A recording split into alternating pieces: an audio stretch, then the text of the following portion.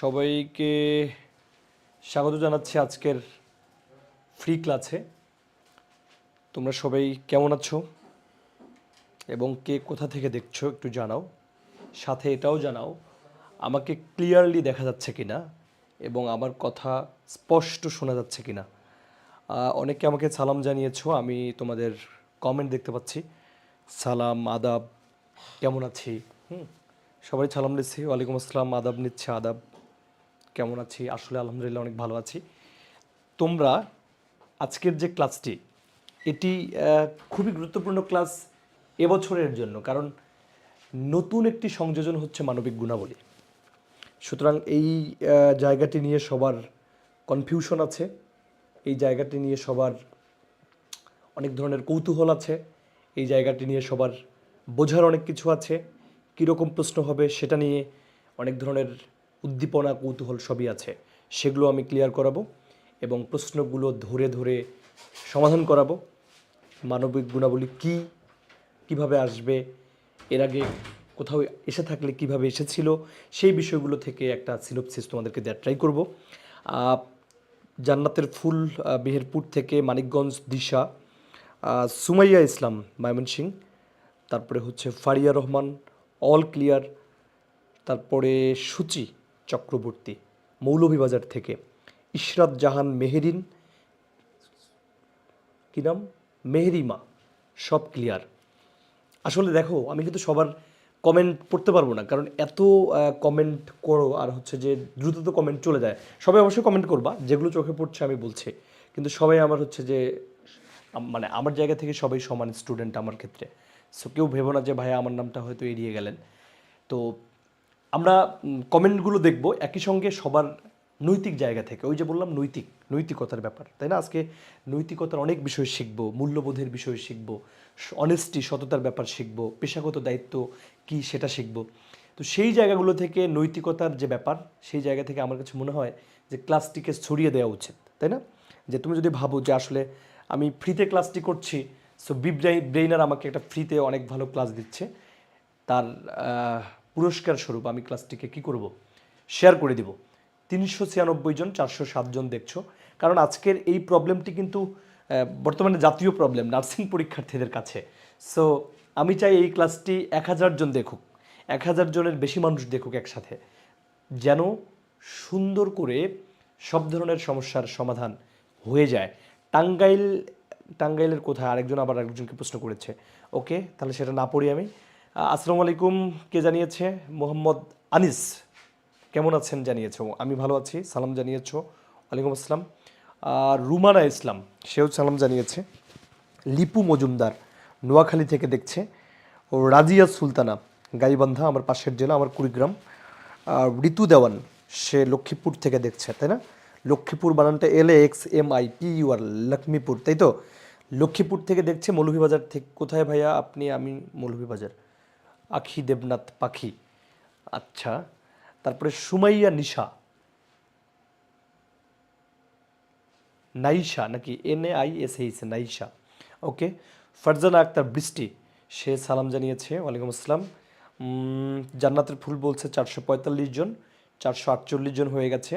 গাইবান্ধার কোথায় আরেকজন প্রশ্ন করেছে আরেকজনকে, ওকে ফাইন। গাজীপুরের কে কে আছো?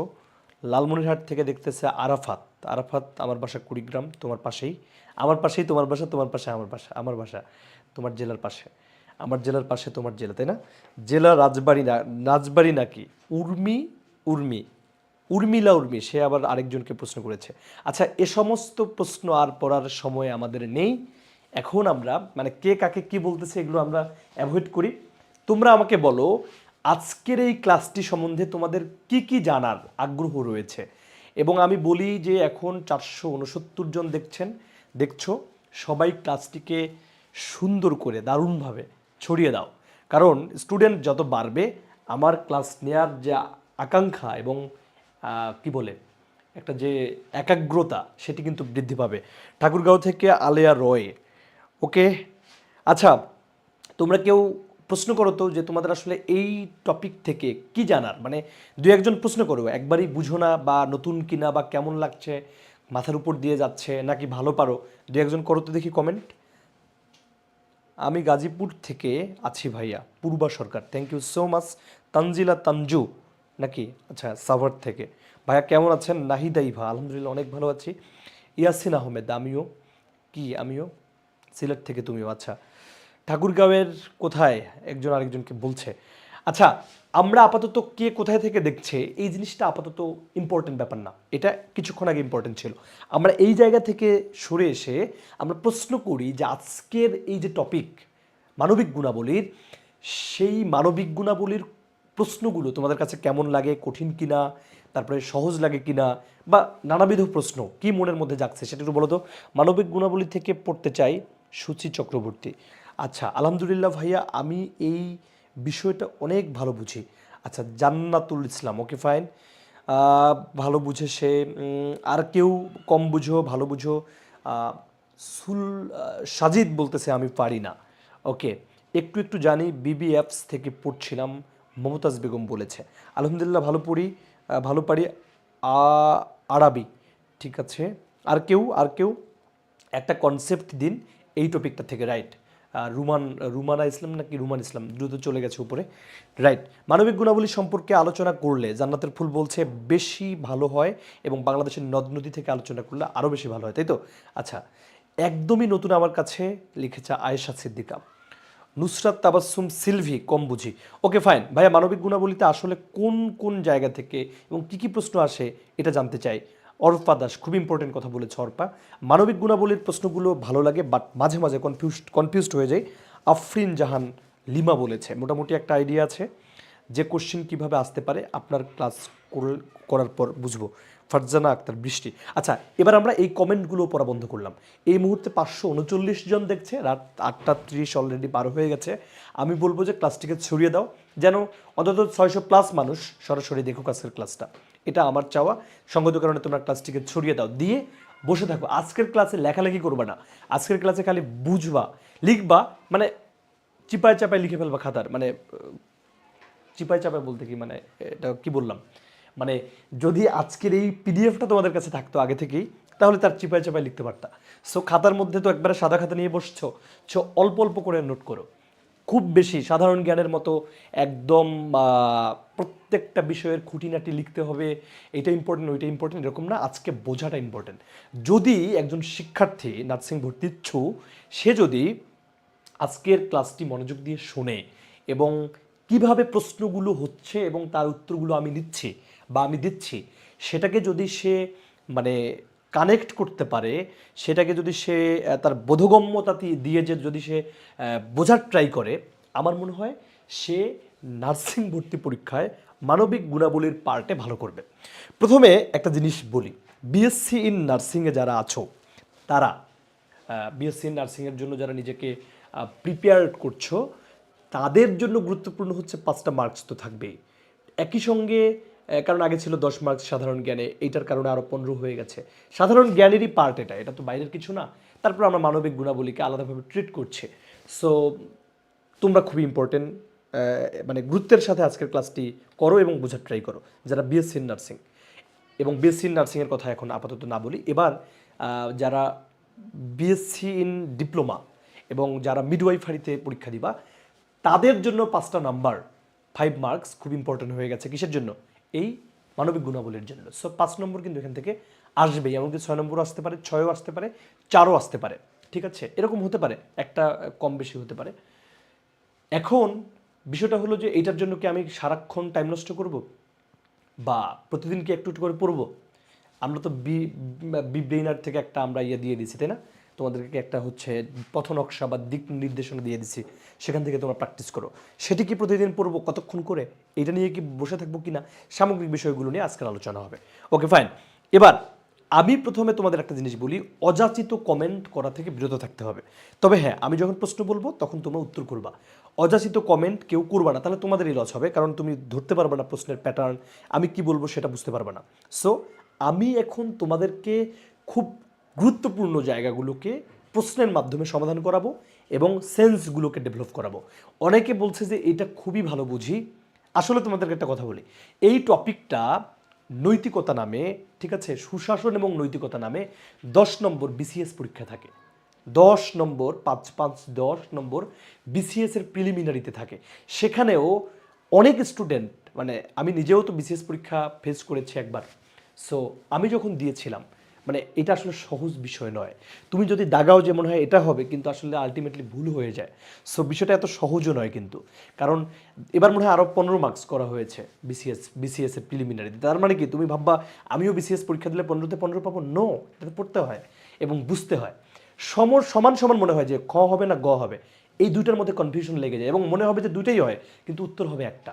সো এখানের মধ্যে তুমি দাগাবা খ, কিন্তু এসে দেখবা যে ঘ হয়ে গেছে, অথবা ঘ দাগাবা, এসে দেখবা যে তার পাশাপাশি আরেকটা উত্তর ওটা হয়ে গেছে। সো এখানে মানে খুব মানে কনফিডেন্টের সাথে দাগানো মানে খুব টাফ।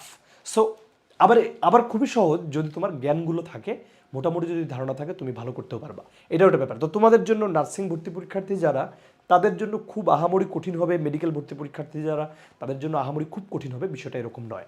মানে মোটামুটি সেন্স যদি ঠিক থাকে, সে যদি কানেক্ট করতে পারে, তাহলেই হবে। তার আগে আমি আরেকটা জিনিস তোমাদেরকে বলতে চাই। এই প্রশ্নটি সলভ করবার আগে একবার চোখ বন্ধ করে থাকো। যেমন যে আমি চোখ বন্ধ করলাম, চোখ বন্ধ করে ভাবো যে কোনটা ন্যায় আর কোনটা অন্যায়।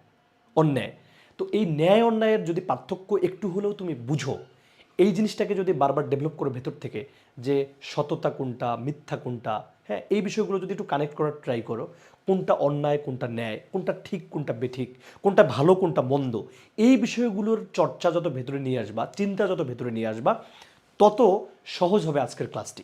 তাহলে আমরা এবার ক্লাসে চলে যাই। আমি কিন্তু বলেছিলাম যে ক্লাসটি তোমরা ছড়িয়ে দাও, ঠিক আছে? সো এখানে সবাইকে আমি বলবো 5 মার্কস যেন সহজেই পেতে পারো, কোনো ধরনের হচ্ছে যে কঠিন যুদ্ধ ছাড়াই, সেটার জন্য আজকের ক্লাসটি খুব গুরুত্বপূর্ণ। ঠিক আছে, আমরা ক্লাসে চলে যাই।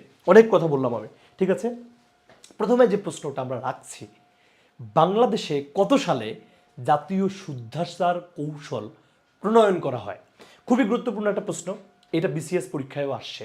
তো তোমাদের জন্য রাখছি এই জন্য, যেহেতু এই এই যে মানবিক গুণাবলীর বিষয়টি প্রথমে বিসিএস পরীক্ষায় প্রশ্ন করা শুরু করেছে। সো ওইখানকার কিছু প্রশ্ন বুঝতে হবে, তাহলে তোমরা ভালো বুঝবা।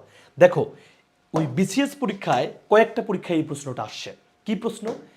বাংলাদেশে কত সালে বাংলাদেশে কত সালে বাংলাদেশে কত সালে জাতীয় শুদ্ধাচার কৌশল প্রণয়ন করা হয়েছে? একদম মুখস্থ করে নাও, 2012 সালে। কত সালে এটা? 2012 সালে। ভালো করে বুঝো। আমি কিন্তু বলছি আজকের ক্লাসে বেশি লিখবা না, আজকের ক্লাসে বেশি শুনবা। শোনাটা ইম্পর্টেন্ট। দেখো, শোনাটা ইম্পর্টেন্ট। 2012 সালে বাংলাদেশ সরকার একটা নীতি গ্রহণ করে, একটা কৌশল গ্রহণ করে। সেই কৌশলটার নাম হলো জাতীয় শুদ্ধাচার কৌশল। পরীক্ষা একবারে হুবহু দিয়ে দিতে পারে। জাতীয় শুদ্ধাচার কৌশল 2012 সালে বাংলাদেশ সরকার কি করে? বিডি গভর্নমেন্ট, বিডি সরকার, এটা সরকার গ্রহণ করে। বিডি সরকার মানে কি? বাংলাদেশ সরকার গ্রহণ করে। কেন গ্রহণ করে? গ্রহণ করে এই জন্য যে যেন সরকারি অফিস আদালতে, বেসরকারি অফিস আদালতে মানুষের মধ্যে কি দুর্নীতিটা কমে। মানে কি দুর্নীতি? মানে তোমরা বুঝো সবাই, দুর্নীতি কি শুধু মানে টাকা দিয়ে একটা কাজ করা কি দুর্নীতি বলে? না। ধরো আমি এই বিব্রেইনার কোচিংয়ের মালিক, ধরলাম কথার কথা, বিব্রেইনার কোচিংয়ের মালিক আজকে আপাতত হচ্ছে ভাইকে সরাই ফেললাম। এখন আমি তোমাদের কাছ থেকে প্রচুর টাকা নিয়েছি ভর্তির জন্য, কিন্তু এবার আমি দেখলাম যে আমার একটা ছোট ভাই আছে, সে পড়াইতে পারে না খুব ভালো। তারা নিয়ে এসে বললাম যে আজকে একটা ক্লাস নিয়ে নাও, নিয়ে তাকে হচ্ছে যে আমি মানে বুজুং বাজাং বুঝায় পাঠিয়ে দিলাম। তোমাকেও সে বুজুং বাজাং পাঠায় কি করলো? সে হচ্ছে চলে গেল। তো বিনিময়ে যেটা হলো, আমি কিন্তু তোমাদেরকে ঠকালাম, কারণ তোমার কাছে আমি 10,000 টাকা নিয়েছি, কিন্তু আমি আমার একটা ছোট ভাই, সে বুঝেই না ইংরেজি, কিন্তু ঠিক আছে মোটামুটি সে কথা বলতে পারে, আমি দাঁড়াই দিলাম, কিন্তু সে প্রশ্ন সমাধান করতে পারতেছে না। হুদাই একটু বলে গেল, ক্লাস শেষ হয়ে গেল। কি ক্লাস শেষ হয়ে গেল? পার্টস অফ স্পিচ শেষ। অথবা আরেকজনকে নিয়ে আসলাম, সে সাধারণ জ্ঞান পড়াইতেই পারে না, ভুজুং বাজাং কিছু বলে গেল, চলে গেল। তার মানে কি? তোমাকে আমি ঠকালাম, এটাও কিন্তু দুর্নীতি। আবার ধরো যে তোমার মামা একটা বড় কোম্পানির হচ্ছে মালিক অথবা বড় একটা সরকারি অফিসের মালিক, তুমি কিচ্ছুই পারো না, ঠিক আছে, একজন মেধাবী শিক্ষার্থীকে সেখানে চাকরি না দিয়ে তোমাকে নিয়ে গিয়ে একটা চাকরিতে বসাই দিছে, তোমার কিন্তু যোগ্যতাই নেই। তার মানে কি, এটা কিন্তু স্বজন প্রীতি। মানে কি, তুমি তার স্বজন, সেই প্রীতির জায়গা থেকে তোমাকে চাকরিটি দিয়েছে। স্বজন প্রীতির মাধ্যমেও কিন্তু দুর্নীতি হয়। তো দুর্নীতি কিন্তু বিভিন্ন কারণে হয়। সেই দুর্নীতিকে কমানোর জন্য সরকার বলেছে একটা শুদ্ধাচার কৌশল গ্রহণ করেছে। শুদ্ধাচার কৌশলটা কি, যে আমরা যদি নিজে ঠিক হই, কোনটা ভালো কোনটা মন্দ এটা যদি আমরা বুঝি, কোনটা সৎ কোনটা অসৎ সেটা যদি বুঝি, কোনটা মিথ্যা কোনটা সত্য সেটা যদি বুঝি, তাহলে দুর্নীতি কমবে। এই যে বিষয়গুলো, এগুলো প্রত্যেক সরকারি চাকরিজীবীর মনের ভেতর লালন করতে হবে। সেই জন্য গভর্নমেন্ট জাতীয় শুদ্ধাচার কৌশল 2012 সালে গ্রহণ করে। তো এটা একটা একটা প্রাথমিক একটা কথাবার্তা বললাম। তো এইটা তোমরা একবারে মুখস্থ রাখবা। শুদ্ধাচার কৌশল সোনার বাংলা বিনির্মাণের উদ্দেশ্যে গ্রহণ করা হয়েছিল।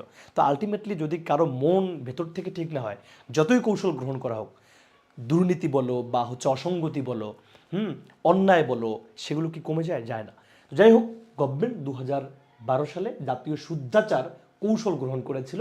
এই প্রশ্নটা আসতে পারে, এটা মুখস্থ করে নাও 2012 সালে। এরপরে আমি যাই, একটু পরেই ক্লাসের মজাটা পাবা। ভালো করে বুঝো তো, এটা তো গেল এই প্রশ্নটাই। দেখো, ভালো মন্দ কোন ধরনের মূল্যবোধ, এইবার তোমরা বলো তো, এটার উত্তর করো তো দেখি। এবার এটার উত্তর করো দেখি। যে উত্তর করবে আমি তাকে বাহবা দিব, যে আসলে কেমনে এই প্রশ্নটার উত্তর সবাই করতে পারে। ভালো মন্দ কোন ধরনের মূল্যবোধ? এ নম্বর অপশনে আছে নৈতিক মূল্যবোধ, বি নম্বর অপশনে আছে অর্থনৈতিক মূল্যবোধ, সি নম্বরে আছে সামাজিক মূল্যবোধ, ডি নম্বরে আছে রাজনৈতিক মূল্যবোধ। দেখি উত্তর করতে পারে কিনা কে কে। এমডি আরবি সে বলেছে নৈতিক। আর হ্যাঁ, নূর মোহাম্মদ সে বলেছে এ। তারপরে হচ্ছে আয়েশা সামজিদা সে বলেছে নৈতিক। দেখি আরও কোনো উত্তর আসে কিনা। রুমানা ইসলাম সে বলেছে নৈতিক। আর কেউ? ওকে, ঠিক আছে। আচ্ছা, নৈতিক মূল্যবোধ, এটা রাইট, তোমাদের উত্তর সবারই ঠিক আছে। দেখো কেন নৈতিক মূল্যবোধ, ভালো করে বুঝো তো। অর্থনৈতিক মূল্যবোধ, আচ্ছা ভালো আর মন্দ, তুমি চোখ বন্ধ করো তো, কোনটা ভালো কোনটা মন্দ সেটা ঠিক করার জন্য, ধরো যে মানে তোমার ছোট ভাই, সে প্রতিদিন তাকে তুমি টিফিনের টাকা দাও, প্রতিদিন 2 টাকা 3 টাকা করে দাও। সে টাকা জমায়ে জমায়ে জমায়ে জমায়ে 1 মাসে 30 টাকা জমিয়েছে। সেই 30 টাকা দিয়ে একদিন দেখা গেল কি, যে রাস্তার একটা হচ্ছে যে ফুটপাতে একটা বসে থাকা ছেলেরে 10 টাকা দিয়ে একটা পাউরুটি কিনে দিয়েছে ক্ষুধার্ত একটা ছেলেকে। তো তুমি এটা দেখলা, দেখে মনে হচ্ছে যে এটা ভালো না মন্দ, তুমি কি চোখ বন্ধ করে ওই কাজটাকে মন্দ বলতে পারবা? না। আবার দেখতেছো তোমার ভাইকে তুমি টিফিনের জন্য 5 টাকা 10 টাকা করে 2 টাকা করে দিচ্ছ, 30 দিনে 30 টাকা হলো। সেই টাকা দিয়ে হলো কি, সে একদিন 20 টাকা দিয়ে 2টা সিগারেট কিনে 2টা ছোট বাচ্চা মানে হয়তো 6-7-এ পড়া ছেলের সাথে সিগারেট খাচ্ছে। তো সেটা তো মন্দ কাজ। চোখ বন্ধ করে তুমি অবশ্যই ভাববা আপন ভাই করেছে, কিন্তু এটা তো মন্দ। আবার টিফিনের টাকা দিয়ে সে একটা গরিব ছেলেকে একটা পাউরুটি কিনে দিয়েছে, মানে তুমি সচ্ছল, তোমার ভাইও সচ্ছল, তোমার ফ্যামিলি সচ্ছল, সেটা কিন্তু ভালো কাজ। তাহলে মন্দ আর এই যে ভালো, কি বলছে, ভালো ভালো এবং মন্দ কোন ধরনের মূল্যবোধ, এটা কিন্তু তুমি নিজে বোঝো যে কোনটা ভালো কোনটা মন্দ। এগুলো হচ্ছে নৈতিক মূল্যবোধ। অর্থনৈতিক মূল্যবোধ এটি নয়। অর্থনৈতিক মানে টাকা পয়সার ব্যাপার, জন্যই যে হচ্ছে মানে এটা কিন্তু এখন নীতি নৈতিকতার ভিতর থেকে, একদম ভেতর থেকে উৎসারিত ব্যাপার, যে কোনটি ঠিক আর কোনটি বেঠিক। দেখো, এটি সামাজিক মূল্যবোধ। অনেকে বলতে পারে যে হ্যাঁ, সামাজিক মূল্যবোধও তো হতে পারে, কারণ সমাজ তো ভালো মন্দ শেখায়। না, সামাজিক মূল্যবোধের বিষয়টা একটু পরে বোঝাবো। এটি নৈতিক মূল্যবোধ, সামাজিক মূল্যবোধও নয়, রাজনৈতিক মূল্যবোধও নয়, এটি হচ্ছে নৈতিক মূল্যবোধের একটা ব্যাপার। এর পরের প্রশ্নটিতে আমরা যাই তো, দেখি কি। দেখো, এটা তো এই যে নিলাম একটু আগে নৈতিক। দেখো, নৈতিকতা ও সততা দ্বারা প্রভাবিত আচরণগত উৎকর্ষকে কি বলা হয়? এটির উত্তর যদি কেউ করো, দেখি কেউ করতে পারবা? এটির উত্তর কেউ করতে পারবা? দেখি, এটির উত্তর কেউ করতে পারবা? নৈতিকতা ও সততা দ্বারা প্রভাবিত আচরণগত উৎকর্ষকে কি বলা হয়? 701 জন দেখছো, সবাই থাকো, খুবই ইম্পর্টেন্ট। আজকের ক্লাসটি করলে 5 মার্কসের মধ্যে পেয়ে যাওয়ার একটা ক্যাপাবিলিটি সবার তৈরি হবে ইনশাল্লাহ। সবাই দেখো, সি, অনেকে বলেছে নৈতিক, এটা কি মূল্যবোধ। আচ্ছা, নৈতিকতা ও সততা দ্বারা প্রভাবিত আচরণগত উৎকর্ষকে কি বলে? রাইট, এইটাতে গিয়ে এবার পোলাপেন ভেবা চাকা খেয়ে যাবে, এই তো ঝামেলা। মানবিকতা, অনেকে বলতেছে যে মূল্যবোধ, অনেকে বলতেছে মূল্যবোধ। দেখি আর কে কি বলে। দেখছো এই যে পোলাপাইন এখন ভেবাচাকা খেয়ে যাচ্ছে। এবার দেখো, এইবার এই জায়গাটায় সবাইকে বুঝতে হবে, ভালো করে বুঝো তো, সেটি কি নৈতিকতা আর সততার পার্থক্য আমরা বুঝবো। প্রথমে ভাবো যে আমি কোনটা কোনটা বুঝতে হবে, আগে নৈতিকতা বুঝতে হবে, তারপর সততাটা বুঝতে হবে, তারপর প্রশ্ন বুঝতে হবে। ভাই নৈতিকতা হলো নীতি দিয়ে ঠিক করা। নীতিটা কি, মানে বলে না তো নীতি ঠিক নেই, এত কিছু বোঝার দরকার নেই। চোখ বন্ধ করে ভাবো, একটু আগে আমি বলছি যে কোনটা ঠিক আর কোনটা বেঠিক। তোমার তোমার মনে করো যে তোমার ফ্যামিলির কেউ, হ্যাঁ, প্রতিদিন একটা মানুষকে ঠকাচ্ছে, বাট তোমার থেকে সিনিয়র সে, তুমি কিন্তু বুঝতেছো, কিন্তু তুমি তাকে প্রচণ্ড ভালোবাসো, পরিবারের তোমার সিনিয়র সিটিজেন, ধরো যে তোমার ফ্যামিলির চাচা হোক, মামা হোক, সে ব্যাপকভাবে দুর্নীতি করে, তুমি জানো যে প্রতিদিন অফিসে যায় আর 15-20 হাজার টাকা পকেট ভর্তি করে নিয়ে আসে গরিব মানুষের। তুমি ভাবতেছো যে এটা তো আমার মামা, বা এটা তো আমার ভাই, এটা তো আমার বাবা, আমি এত ভালোবাসি, এই লোকটা এটা কেন করতেছে, এটা তো ঠিক না। এখন তুমি যদি এটাকে সায় দাও যে বাবা ভাই তো মানে করতেই পারে, ওকে ফাইন, এই জিনিসটা যদি তুমি করো তাহলে তুমিও নৈতিকতার কাছে হেরে গেলে। তোমার নীতি কি বলে যে এটা ঠিক নয়? তোমার নীতি হলো যে কাউকে ঠকানো যাবে না। তো আমার বাবা কেন ঠকাচ্ছে, আমার মামা কেন ঠকাচ্ছে, আমার ভাই কেন ঠকাচ্ছে, বড় চাকরি করার জন্য ঠকাচ্ছে, না এটা করা যাবে না। এই যে ভেতর থেকে তোমার মধ্যে একটা তাড়না আসতেছে, যেটা করা যাবে না, এটাই হলো ভালো এবং মন্দের এই যে পার্থক্য করতেছে কি, তোমার ভেতরটা। তুমি ছোট হতে পারো কিন্তু তোমার নৈতিকতা অনেক স্ট্রং হতে পারে, তোমার মূল্যবোধ অনেক স্ট্রং হতে পারে, কিন্তু হয়তো ফ্যামিলির অনেকের এই মূল্যবোধটা নাই। তারপরে তুমি কি করবা, তোমার বাবা মাকে বোঝানোর ট্রাই করবা, তোমার বাবাকে বা তোমার ভাইকে, তোমার বোনকে, মানে যেই এটা করুক না কেন, আমার ফ্যামিলিতেও হতে পারে, তোমার ফ্যামিলিতেও হতে পারে, বা আমিও হতে পারি কখনো এরকম খারাপ মানুষ, তুমিও হতে পারো, যেন যেন এটা না হয় সেই জন্য আমাদের একটু বুঝতে হবে। দেখো, তাহলে নৈতিকতা হলো নীতি দ্বারা ঠিক করা হবে। নীতি মানে নীতিটা আসলে কি বলে এটা তোমাকে আগে বুঝতে হবে। শোনো, এই টার্মগুলো বোঝাটা ইম্পর্টেন্ট। তাহলে তোমার নীতিটাকে আগে বুঝতে হবে, এটা ঠিক না বেঠিক, এটাই হলো নৈতিকতা। আর সততা কি, দেখো, সততার থেকে বড় ব্যাপার হচ্ছে নৈতিকতা। সততা কি, মানে সততা মানে কি, শোনো, তুমি মনে করো যে কাউকে ঠকাচ্ছ না, এটাই হলো যে সততা। অথবা তোমাকে 2 টাকা দেওয়া হয়েছে, ওই 2 টাকার হিসাব তুমি ঠিক মতো রাখছো, তুমি কাউকে ঠকাচ্ছ না। কিন্তু নৈতিকতা এবং সততার মধ্যে একটু পার্থক্য আছে ভাই। নৈতিকতা একটা বড় ব্যাপার, সততা একটা ছোট ব্যাপার। কেমন সেটা দেখো, ধরো যে আহ, একটা অন্যায়ের প্রতিবাদ, তুমি যাচ্ছ রাস্তা দিয়ে, তুমি অনেক সৎ, তোমার মধ্যে সততা আছে, এক রিক্সাওয়ালাকে কষায় থাপ্পড় দিচ্ছে 2টা বখাটে ছেলে, ধুমধাম থাপড়াচ্ছে, বাট তুমি কিছুই বললা না, কিন্তু তোমার সততা আছে, তোমার দেখে খারাপ লাগলো যে এটা তো ঠিক না, হ্যাঁ, কিন্তু তোমার নৈতিকতার অভাব আছে। যদি নৈতিকতা একদম কানায় কানায় থাকতো, তুমি গিয়ে প্রতিবাদ করতে, এই কেন থাপড়ালেন এই মামাকে, মানে তুমি কেন থাপড়াইলা, তুমি এটার প্রতিবাদ করতেছো। তুমি যখন প্রতিবাদ করতেছো, তুমি যখন এটাকে অন্যায় বলে অন্যায় হয়েছে, তখন তোমার বিষয়টা হলো নৈতিকতার মধ্যে পড়ে যায়, যে নৈতিকতার জায়গা থেকে বলতেছো। কিন্তু তুমি তোমার সততা আছে, বাট তুমি একটা অন্যায় দেখে চুপ করে আছো। বাট তুমি তোমার জায়গায় সৎ, যেমন তোমার ফ্যামিলির কাছে সৎ, তোমার গার্লফ্রেন্ড বয়ফ্রেন্ডের কাছে সৎ, হ্যাঁ, টাকা পয়সার হিসাবে সৎ, সম্পর্কের হিসাবে সৎ, কিন্তু একটা অন্যায়ের বিরুদ্ধে আবার কথা বলতেছো না, চুপ করে গেছো। তার মানে তোমার সততা থাকতে পারে, তোমার নৈতিকতা নাও থাকতে পারে। সো নৈতিকতা সততার থেকেও বড় জিনিস। তাহলে নৈতিকতা এবং সততা দ্বারা প্রভাবিত আচরণগত উৎকর্ষকে কি বলা হয়? তোমার নৈতিকতাও যদি ঠিক থাকে, তোমার যদি সততাও থাকে ঠিক, তাহলে তুমি দুর্নীতি করবে না, তুমি খারাপ কাজ করবে না। হ্যাঁ, তাহলে এইটার উত্তর হলো শুদ্ধাচার। আমরা একটু আগে বললাম কি, মানে শুদ্ধ একজন মানুষ কখন হয়, যার নৈতিকতাও থাকে, যার সততাও থাকে, তাকে বলা হয় হচ্ছে যে কি বলা হয়, তাকে বলা হয় শুদ্ধাচার। 2012 সালে বাংলাদেশ সরকার সরকারি চাকরিজীবীদের জন্য শুদ্ধাচার কৌশল প্রণয়ন করেছে। কিন্তু আলটিমেটলি এটা তো মনের ব্যাপার, সরকার যতই বলুক যে আমরা প্রণয়ন করি না কেন, কিন্তু মনের তো ব্যাপার। শুদ্ধাচার কিভাবে আসবে? শুদ্ধাচার আসতে হলে নৈতিকতা লাগবে, শুদ্ধাচার আসতে গেলে সততা লাগবে। এই দুইটা দ্বারা প্রভাবিত যদি আচরণ কারো হয়, যার মধ্যে নৈতিকতা আছে, সততা আছে, তার আচরণ কেমন হবে? তার আচরণ তো নবী করিম সাল্লাল্লাহু আলাইহি সাল্লামের মতো হবে, তার আচরণ তো গৌতম বুদ্ধের মতো হবে, তার আচরণ তো খ্যাতনামা বড় বড় হচ্ছে যারা, মানে কি বলে, মানে যারা বড় বড় হচ্ছে চিন্তাবিদ ছিল, যারা বড় বড় হচ্ছে যে মহামানব ছিল, তাদের মতো হবে, তাই না? সেই মহামানবরা কি করতে পারবে না? তারা নৈতিকতা দ্বারা কোনো ধরনের খারাপ কাজ করতে পারবে না, সততা দ্বারা কোনো ধরনের খারাপ কাজ করতে পারবে না। এখন অনেকে উত্তর বলেছে যে মানবিকতা। দেখো তো, আচ্ছা, মানবিকতা থাকতে পারে কেমন? সেটা তুমি ব্যাপক দুর্নীতি করো বা তুমি অন্যায়ের প্রতিবাদ করো না, কিন্তু তোমার মধ্যে মানবতার গুণ আছে। তুমি বলতেছো এখানে কি ঝামেলা হইতে, এগুলোতে না যাই রে ভাই, এগুলোতে গেলে ঝামেলার দরকার নেই, কিন্তু তুমি প্রতিদিন গরিব মানুষকে হচ্ছে 5 টাকা 10 টাকা দিয়ে হেল্প করো, তুমি শীতে শীতার্তদের কাপড় দাও, কিন্তু এইখানে অন্যায়ের প্রতিবাদ তুমি করছো না, সেটি তো মানবিকতা। মানবিকতা থাকতে পারে তোমার মধ্যে, কিন্তু তোমার মধ্যে অন্যায়ের প্রতিবাদ করবার যে চেতনা সেটা নাও থাকতে পারে, সো তোমার নৈতিকতা নেই। তার মানে মানবিকতা শুধু একটা ছোট্ট জায়গা। এই মানবিকতা দেখো এগুলোর অণুগুলোর গুণ। এই নৈতিকতাটা সব থেকে বড় জায়গা, সততাও বড় জায়গা, সততার থেকে বড় হচ্ছে নৈতিকতা। দেখো মানবিকতা কিন্তু আরো ছোট জায়গা, মানে মানবিকতা তো অবশ্যই ভালো, এগুলোর একটা পার্ট, এগুলোর একটা পার্ট হচ্ছে মানবিকতা, এগুলোর একটা পার্ট হচ্ছে সফলতা। কেমনে হয় রে ভাই? সফলতা তো তুমি তো সফল, তুমি তো জিপিএ 5 পাইতে পারো, A+ পেতে পারো, এটা তো তুমি সফল। কিন্তু তুমি তো পরীক্ষায় নকল করেও জিপিএ 5 পেতে পারো, কেউ জানে না, থাকে না? এরকম হতে পারে। তুমি তো বড় নার্স হতে পারো, কিন্তু তুমি তো হাজার হাজার কোটি টাকা দুর্নীতিও করতে পারো, এমন হতে পারে, তাই না? তুমি বড় ডক্টর হতে পারো, কিন্তু তোমার আচরণ, তোমার ব্যবহার তো খারাপ, কিন্তু তুমি সফল, কেরিয়ারে সফল, কিন্তু তুমি বিভিন্ন জায়গায় হচ্ছে অসফল, মানে নৈতিকতার জায়গায় তুমি অসফল। তাহলে আমার এটা সফলতা হবে না। তোমার মানবিকতা থাকতে পারে, তুমি ফকিরকে টাকা দাও, গরিব মানুষের টাকা দাও, কিন্তু অন্যায়ের প্রতিবাদ করার তোমার সাহস নাই। তার মানে মানবিকতা আছে, কিন্তু অন্যায়ের প্রতিবাদ করার তোমার নৈতিকতা নাই।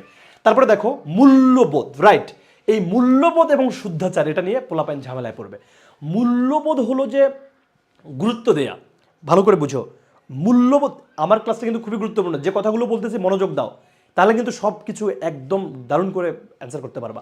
মূল্যবোধ আর শুদ্ধাচারের মধ্যে পার্থক্য আছে। শুদ্ধাচার একটা বড় জায়গা, যার মধ্যে মূল্যবোধ থাকে, সব কিছু থাকে, সততা থাকে, ন্যায় নীতি থাকে, নৈতিকতা থাকে, সব কিছুর সংমিশ্রণে শুদ্ধাচার তৈরি হয়। বুঝতে পারছো? মূল্যবোধ কি? মূল্যবোধ হলো, আচ্ছা মূল্য কি? মূল্য মানে কি? আর্থিক একটা মূল্য? মানে মূল্য মানে কোনো কিছুর গুরুত্ব। মূল্যবোধ মানে কি? কোনো কিছুর গুরুত্ব। মূল্যবোধটা কেমন? যেমন তুমি দেখো, ধরো যে 10টা মানুষ লাইনে দাঁড়িয়েছে, যেমন ঢাকায় যে মেট্রো রেলে হচ্ছে আমরা দেখি, হুট করে সিট মানে একজন বৃদ্ধ মানুষ এসেছে, আমি উঠে দাঁড়ালাম যে আঙ্কেল আপনি বসেন, কারণ আমি দাঁড়ায় যেতে পারবো। বা একজন বৃদ্ধ মহিলা এসেছে, আমি কিন্তু দাঁড়ায় যাই মেট্রো থেকে, যে আপনি বসেন, আমি দাঁড়িয়ে যেতে পারবো। এটাই হলো মূল্যবোধ, মানে গুরুত্ব দেয়া। মূল্যবোধ মানে আমি বুঝতেছি কার গুরুত্বটা আগে। হ্যাঁ, এই যে বোধ, বোধ মানে কি? নিজের ভেতরের যে চিন্তাটা, যে কোনটা ঠিক, ওনাকে তো আগে দেওয়া উচিত না, আপনি বসেন। মূল্যবোধ মানে কি? একজন শিক্ষক, প্রধান শিক্ষক স্কুলের, তুমি অনেক বড় নার্স হয়ে গেছো, ডক্টর হয়ে গেছো, বাট গিয়ে দেখতেছো তোমার প্রাইমারি স্কুলের সেই টিচার, তাকে গিয়ে একদম মানে হাঁটু গেড়ে বসে তাকে শ্রদ্ধা করা, তাকে হচ্ছে বিনয়ের সাথে তাকে ইয়ে করা, এটা হচ্ছে মূল্যবোধ। তাহলে মূল্যবোধ কি? তোমার বাবা মা আসছে, তাকে হচ্ছে তুমি গিয়ে হাঁটু গেড়ে, তোমার বাবা মা বা আমাদের যে কারোই বাবা মা হচ্ছে, হয়তো তার থেকে আমরা প্রফেশনে অনেক বড় হয়েছি, কিন্তু বাবা মার তো গুরুত্ব সবার আগে। এই জিনিসগুলো হচ্ছে মূল্যবোধ। মূল্যবোধের জায়গা থেকে এগুলো হয়। আচ্ছা, এখন মানবিকতা সবাই হারিয়ে ফেলবে ভাই, মূল্যবোধ দেখা যায় না, কিন্তু আচরণে দেখা যায়, রাইট? আচ্ছা, আমরা এবার এর পরের প্রশ্নটাতে যাই। সবাই দেখো তো কি, আচ্ছা আমাদের বিব্রেইনার নার্সিং যে কোচিং, আমরা হচ্ছে শিওর সাকসেস কোর্স চলমান রেখেছি, এখানে তোমরা ভর্তি হয়ে যাও। যারা ভর্তি হও নেই, এই অল্প সময়ের মধ্যে ভর্তি হলেও যে ক্লাসগুলো আমাদের আছে রেকর্ডেড এবং এখন আমরা করাচ্ছি, এগুলো দেখে কিন্তু একটা স্টুডেন্ট খুব ভালো মতোই হয়তো প্রিপারেশন নিতে পারবে, যদি মনের মধ্যে সেই বলটা থাকে। ওকে, নৈতিকতা ও সততা দ্বারা প্রভাবিত আচরণগত উৎকর্ষকে কি বলা হয়? দেখো যে এটার উত্তর তো আমরা নিলাম, এই যে শুদ্ধাচার, এটা একটু আগে তো নিলাম। এর পরের প্রশ্নটা দেখো তো, নৈতিক মূল্যবোধের উৎস কোনটি? এইটার উত্তর করো তো দেখি, নৈতিক মূল্যবোধের উৎস কোনটি? এটির উত্তর করো, এটির উত্তর সবাই করো, নৈতিক মূল্যবোধের উৎস কোনটি?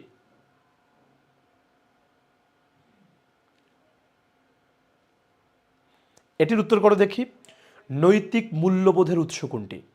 তোমরা যদি স্টুডেন্ট হও উত্তর করো। এই যে উল্টাপাল্টা কমেন্ট, এগুলো তো সি বলেছে একজন, নৈতিক চেতনা, সি বলেছে জেরিন আক্তার, তারপরে হচ্ছে যে আতোয়ারা আফরিন, সে বলেছে সি, আসমাউল হুসনা সে বলেছে ধর্ম, জান্নাতুল ইসলাম সে বলেছে ধর্ম, ইবুক ফর্ম পূরণ করেছি, কবে পাবো সেটা কোচিং জানিয়ে দেবে। নৈতিক চেতনা, আফরিন জাহান লিমা, কণিকা সে বলেছে সি নৈতিক চেতনা, রাষ্ট্র পারু সরকার বলেছে রাষ্ট্র, রাইট? এই যে বিভিন্ন ধরনের চিন্তা আসতেছে, রাইট? নৈতিক চেতনা, নৈতিক চেতনা, নৈতিক চেতনা, ফাইন। আচ্ছা, এবার শোনো সবাই জিনিসটা, এটার উত্তর বিভিন্ন বইয়ে বিভিন্ন দেয়। একজন এই যে পারু না জানি কি, সে বলেছে যে ধর্ম, অনেক বইয়ে, কিছু বইয়ে ধর্ম দেয়া আছে, কিন্তু এইটা ধর্মের থেকেও নৈতিক চেতনাটা বেশি গুরুত্বপূর্ণ। দেখো যে, ধরো একজন নাস্তিক, আমরা যেমন আমরা ইসলাম ধর্মে বিশ্বাসী, আমাদের ধর্ম একটা, যারা হিন্দু ধর্মে তারা হিন্দু, হিন্দু ধর্মের যে হচ্ছে যে বই, মানে মূল্যবান যে মহামূল্যবান যে গ্রন্থ, খ্রিস্টানদের যে মহামূল্যবান গ্রন্থ, সেইভাবে আমরা চিন্তা করি। কিন্তু এইটাকে এইভাবে ব্যাখ্যা করা যে একজন নাস্তিক তাহলে কী করবে, তার তো একটা রাইট আছে, তার তো কোনো ধর্মীয় গ্রন্থ নাই, বাট সে কি তার মধ্যে, সে তো সমাজে বসবাস করে, তাহলে সে কিভাবে এটা করবে?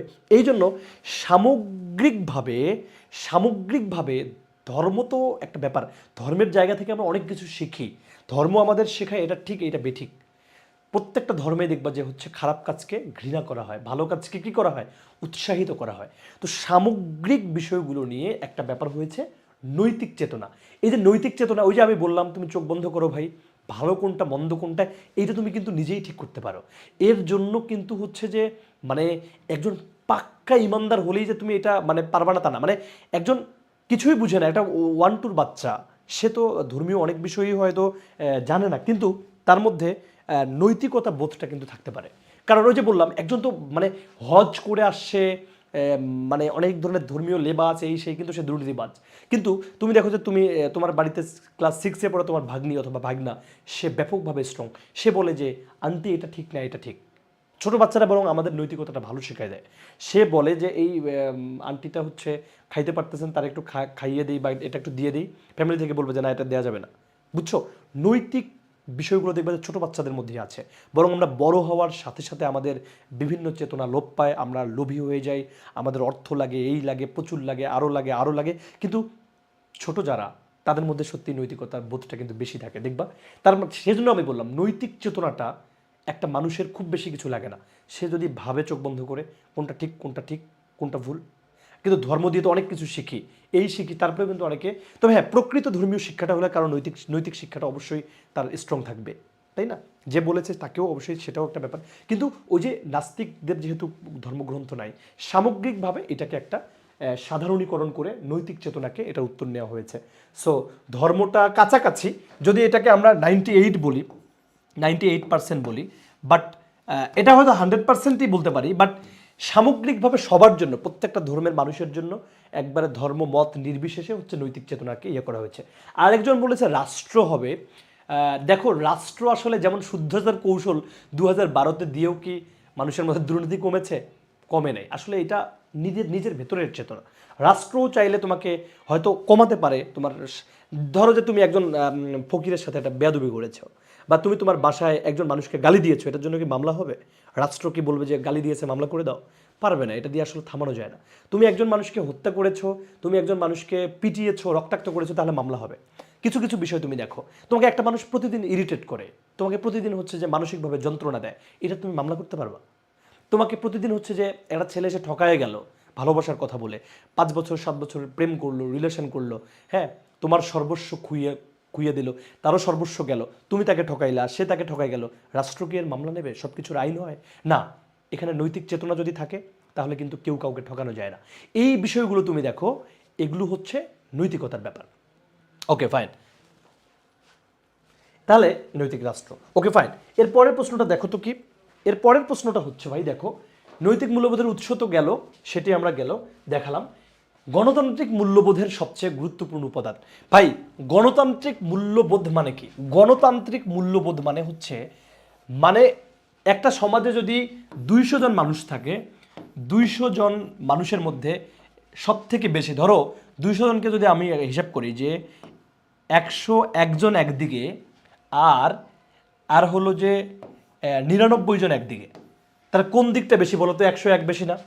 মানে ভোটের মতো যার সংখ্যা বেশি সেটাই গণতান্ত্রিক। মানে কি, সমাজের সর্বোচ্চ সংখ্যক মানুষের যে উপস্থিতি যেদিকে থাকবে সেটি হচ্ছে গণতান্ত্রিক ব্যাপার।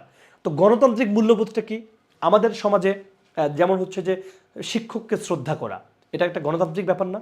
মানে সমাজের বহুলাংশ মানুষ হচ্ছে এটাকে কি বলে যে এটা হচ্ছে সুন্দর জিনিস। তো ব্যাপার তুমি দেখো এখানের মধ্যে, এখন দেখো এই যে গণতান্ত্রিক মূল্যবোধের সবচেয়ে গুরুত্বপূর্ণ উপাদান কি? তাহলে গণতন্ত্র মানে কি? যেটাকে সব থেকে বেশি মানুষ সমর্থন করে, মানে যে জিনিসটাকে মানুষ হচ্ছে বেশি মানুষ কি করে, সমর্থন করে। ফাইন, এখন ব্যাপারটা হলো যে এটা একটা ব্যাপার গেল। গণতান্ত্রিক মূল্যবোধ কি? ভোটের ব্যাপার। ভোট যখন হয়, মানে ধরো তুমি ভাবতেছো যে তোমার চিন্তার মানুষ বেশি, সেই জন্য কি তুমি কম চিন্তার মানুষ? এই যে 101 জন চিন্তার মানুষ যেদিকে বেশি, আবার 99 জনের অবস্থা মানে 200 জনের মধ্যে 101 জন যেদিকে বেশি তারা জিতে গেল, 99 জন যেদিকে তারা হেরে গেল। এই জন্য এই 101 জনের যে প্রতিনিধি, তারা কি এই 99 জনকে বলবে যে তোমরা তো কম সংখ্যক, তোমাদের উপর এখন জ্বালাও পোড়াও করবো, তোমাদের নিপীড়ন করব, তোমাদের কথা শুনবো না? এটা হতে পারে না। বরং এই 101 জনের যিনি নেতা, সে যদি এদের মতামত শোনে যে ঠিক আছে তোমরা হেরে গেছো সমস্যা নেই, ভোটে হেরে গেছো সমস্যা নেই, বাট তোমাদের আমি মতামত শুনবো, তোমাদের কথা শুনবো, তোমাদের মানে তোমাদের মতকে হচ্ছে আমি নিতে পারিনি, আমি তোমাদের মতের না, কিন্তু তোমাদের মতকে আমি শুনবো, তোমাদের মতকে আমি গুরুত্ব দিব, তোমাদের চাওয়া পাওয়া আমি শুনবো।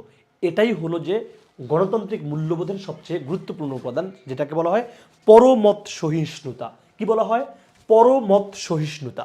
দেখো, গণতান্ত্রিক মূল্যবোধের বড় কথা হলো যে পরের মতকে গুরুত্ব দিতে হবে, পরের কথাকে শুনতে হবে, পরমত সহিষ্ণুতা। ধরো যে দুইজন হাঁটতেছ, তুমি ভাবতেছো যে মনে হয় এটাই ঠিক, অনেক সময় নিজে নিজে বায়াসড হয়ে যাওয়া লাগে, কিন্তু যে এটা মনে হয় এটাই ঠিক। পরের মত শুনতে হয়, পরের কথা শুনতে হয়, পরের তোমার সাথে একজনের চিন্তা নাও মিলতে পারে, কিন্তু তার চিন্তাটাকে তোমাকে নিতে হবে। যেমন তুমি বয়ফ্রেন্ড গার্লফ্রেন্ডের অনেক ব্যাপার আছে, অনেকে তো প্রেম টেম করো, দেখবে যে তুমি যা বলতেছো এটাই বোধহয় ঠিক না, অনেক সময় তুমি যা বলো তার ঠিক নাও হইতে পারে, তোমার বিপরীত জেন্ডার যেটা বলতেছে সে তার মতামতও কিন্তু ঠিক হইতে পারে।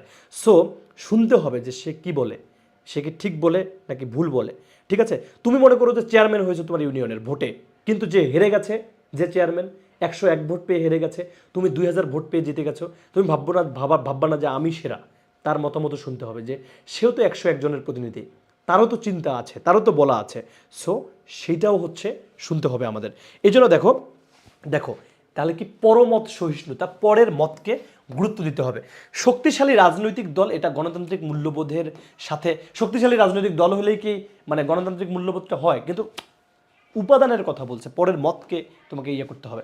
নেতৃত্বের প্রতি আনুগত্য না, নেতৃত্বের প্রতি আনুগত্য এটা এটা মূল্যবোধের গুরুত্বপূর্ণ উপাদানের মধ্যে পড়ে না। স্বচ্ছ নির্বাচন কমিশন, এটা তো সরকারি ব্যাপার, এটা তো হচ্ছে গণতান্ত্রিক মূল্যবোধের মানে এটা একটা গভর্নমেন্টের ওই যে নীতি নৈতিকতার ব্যাপার। স্বচ্ছ নির্বাচন কমিশন দেবে এবং প্রফেশনে হচ্ছে ইয়ে থাকবে, কিন্তু পরমত সহিষ্ণুতা হচ্ছে সব থেকে বড় উপাদান। আচ্ছা, এরপরের প্রশ্নটা আমরা যাই। এরপরের যে প্রশ্নটা সেটা হলো যে এরপরে দেখো, যে গুণের মাধ্যমে মানুষের ভুল শুদ্ধ এর পার্থক্য নির্ধারণ করা হতে পারে তাকে কি বলা হয়? দেখো, ভুল শুদ্ধ, কোনটা ভুল কোনটা শুদ্ধ, এইটা হলো যে আমরা বলবো মূল্যবোধ। এটা কি বলবো আমরা? এটাকে বলবো আমরা মূল্যবোধ। মূল্যবোধ ভালো করে বুঝো, কোনটা ভুল আর কোনটা ঠিক। দেখো, তুমি সততা দিয়ে ভুল মন্দ ঠিক করতে পারবে না, কিন্তু সৎ মানে কি?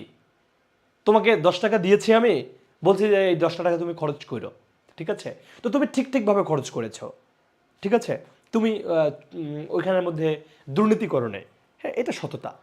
কিন্তু তুমি দেখা গেল যে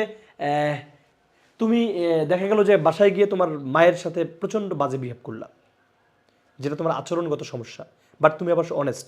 দেখবে যে অনেক অনেস্ট মানুষ আছে বাসায় গিয়ে বউরে পিটায় কিন্তু আবার অনেস্ট, ঠিক আছে, এরকম কিছু লোকজন আছে না যে ইচ্ছা মতো দেয় পিটুনি বউরে, কিন্তু আবার সে অনেক অনেস্ট, ঠিক আছে, এটা হইতেই পারে।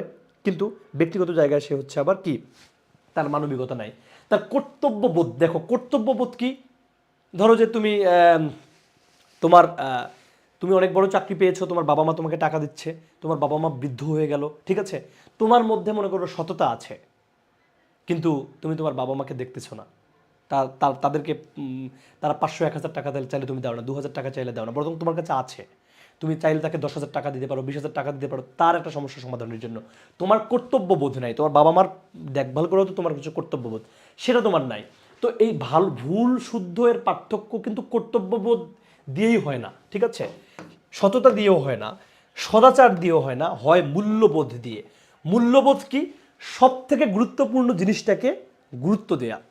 তাহলে কি ভালো মন্দ, ভুল আর মানে যে গুণের মাধ্যমে মানুষের ভুল আর শুদ্ধ এর পার্থক্য নির্ণয় করা যায়। তোমার যদি মূল্যবোধ মানে কোনটা ভুল আর কোনটা শুদ্ধ এটা যদি তুমি নির্ণয় করতে পারো, তাহলে দেখবে যে তোমার মূল্যবোধটা হচ্ছে ভুল শুদ্ধের মাধ্যমে ঠিক করা যাবে। Okay fine. এর পরের প্রশ্নটা দেখো, এর পরের প্রশ্ন যেটি সেটি হলো যে এর পরের প্রশ্ন যেটি, প্রাথমিকভাবে একজন মানুষের মানবীয় গুণাবলী ও সামাজিক মূল্যবোধের বিকাশ ঘটে পরিবারে, এটা তোমরা সবাই জানো। দেখো, পরিবার, ছোট বাচ্চাগুলোকে যদি তুমি ভালো শিক্ষা দাও, পরিবারেই সে অনেক কিছু শিখে যায়। তাকে স্কুল কলেজে গিয়ে এত কিছু শিখতে হয় না, যে কোনটা কাকে কোথায় সালাম দিতে হবে, কাউরে মারা যাবে না, তারপরে হচ্ছে মানুষকে ঠকানো যাবে না, মানুষরে হচ্ছে দেখলে বৃদ্ধদেরকে সম্মান দিতে হবে, তারপরে হচ্ছে প্রতিবন্ধী বা পাগল প্রকৃতির যারা, তাদেরকে ডিস্টার্ব করা যাবে না, বরং তাদেরকে হেল্প করতে হবে, গরিবদের মানে মুখে খাবার তুলে দিতে হবে, ঠিক আছে, অন্যায়ের প্রতিবাদ করতে হবে, এটা পরিবার থেকেই শেখা যায়। সো এটা হলো যে প্রাথমিকভাবে একজন মানুষের মানবীয় গুণাবলী বা সামাজিক মূল্যবোধের বিকাশ ঘটে পরিবারে। সমাজে তো ঘটে পরে, বিদ্যালয়েও ঘটে পরে, কিন্তু আগে ঘটে পরিবারে, রাষ্ট্রের মাধ্যমেও ঘটে, কিন্তু সবার আগে এটার গুরুত্ব, ঠিক আছে। Okay fine. এরপরের যে প্রশ্নটা দেখো, আমাদের বিব্রেইনার nursing exam batch 2026 secret suggestion সহ, তো সেই কোর্সটা আমাদের চলছে, তোমরা এনরোল করতে পারো। তারপরে দেখো, মূল্যবোধ কি? ভাই এতক্ষণ যে মূল্যবোধ করলাম, সেই মূল্যবোধটাকেই, সেই মূল্যবোধটা হচ্ছে, দেখো, মানুষের সঙ্গে মানুষের পারস্পরিক সম্পর্ক নির্ধারণ। আরে ভাই, মানুষের সাথে মানুষের পারস্পরিক সম্পর্ক মানে কি? তুমি একজন মানুষের সাথে আরেকজন মানুষের একটা সম্পর্ক, পারস্পরিক একটা সম্পর্ক তো হাজব্যান্ড ওয়াইফের মাধ্যমে একটা পারস্পরিক সম্পর্ক হয়, তোমার যে কোনো আত্মীয়র মাধ্যমে পারস্পরিক সম্পর্ক হয়। সেটি কি মূল্যবোধ না, সেটি মূল্যবোধ নয়। মানুষের পরিচালনাকারী নীতি ও মানদণ্ড, সমাজ জীবনে মানুষের সুখী হওয়ার প্রয়োজনীয় উপাদান। এই ভাই, তোমার তোমার তোমার সুখী হইতে হবে, সেটা নিয়ে তোমাকে এখানে পড়াইতে আসছি। একজন মানুষ সুখী হবে, সেটাই কি মূল্যবোধ? না। এগুলো হ্যাঁ, এগুলো দরকার আছে, কিন্তু মানুষের প্রাতিষ্ঠানিক কার্যাবলীর দিক নির্দেশনা, মানুষের প্রাতিষ্ঠানিক কার্যাবলী কি? যেমন তুমি এখনো কিন্তু তোমার প্রাতিষ্ঠানিক কাজ কি? তোমার প্রাতিষ্ঠানিক কাজ হলো তুমি একজন খাতা কলমী স্টুডেন্ট এখন, তাই না? তুমি কিন্তু এখনো কৃষক নও, তুমি কিন্তু এখনো হাউস ওয়াইফ হও নেই, তুমি এখনো খাতা কলমে কিন্তু স্টুডেন্ট। হয়তো হাউস ওয়াইফ হতে পারো কিছুদিন পরে, সেটা তোমার প্রাতিষ্ঠানিক রূপ হতে পারে। তুমি একজন নার্স হতে পারো, সেটা তোমার প্রাতিষ্ঠানিক একটা প্রফেশন হতে পারে। তুমি একজন স্কুলের শিক্ষক হতে পারো, সেটা প্রাতিষ্ঠানিক একটা স্বীকৃতি হতে পারে। এখন তুমি একজন প্রাতিষ্ঠানিক স্টুডেন্ট, তো সেটি কি মূল্যবোধ? মানুষের প্রাতিষ্ঠানিক কার্যাবলীর দিক নির্দেশনা দেওয়া মূল্যবোধ না। মূল্যবোধ হলো মানুষের আচরণ, মানুষের আচরণ পরিচালনাকারী নীতি ও মানদণ্ড। মানুষের আচরণ পরিচালনাকারী নীতি ও মানদণ্ড, এইটাকে খুব একদম, এগুলো মুখস্থ করে ফেলবা, ঠাড়া মুখস্থ করবে, নাহলে কিন্তু ভুল হয়ে যাবে। এগুলো ঠাড়া মুখস্থ করে ফেলবা, ওই যে শুদ্ধাচার কাকে বলে, এবং এই জিনিসটা একদম মুখস্থ করে ফেলবা। মানুষের আচরণ পরিচালনাকারী নীতি এবং মানদণ্ড। তারপরে দেখো, মূল্যবোধ তো গেল। দেখো, মূল্যবোধের গুরুত্বপূর্ণ বৈশিষ্ট্য কি? ভাই, মূল্যবোধের কিছু গুরুত্বপূর্ণ বৈশিষ্ট্য আছে। মূল্যবোধটা আসলে কি, আমি তোমাকে একটা জিনিস বলি। ধরো, মূল্যবোধ মানে মূল্য দেয়া। ধরো যে আমি খুব বাস্তব জীবনের কিছু কথা বলি। আমাদের সমাজে মানে যেটা হয়, সেটা খুবই বাস্তব কথা, যে একটা ফ্যামিলিতে একটা মেয়েকে যখন একটা ছেলে বিয়ে করে নিয়ে আসে, তো তখন ছেলেদের ফ্যামিলি থেকে অনেককে বলে না, যে বাবা মায়েরা হয়তো না বুঝেও অনেক সময় বলতে পারে যে বোধহয় ওর শ্বশুরবাড়ির লোকজনকে গুরুত্ব দিচ্ছে বা বউকে বেশি গুরুত্ব দিচ্ছে, এতে এক ধরনের ঝামেলা তৈরি হয় কিন্তু ফ্যামিলিতে।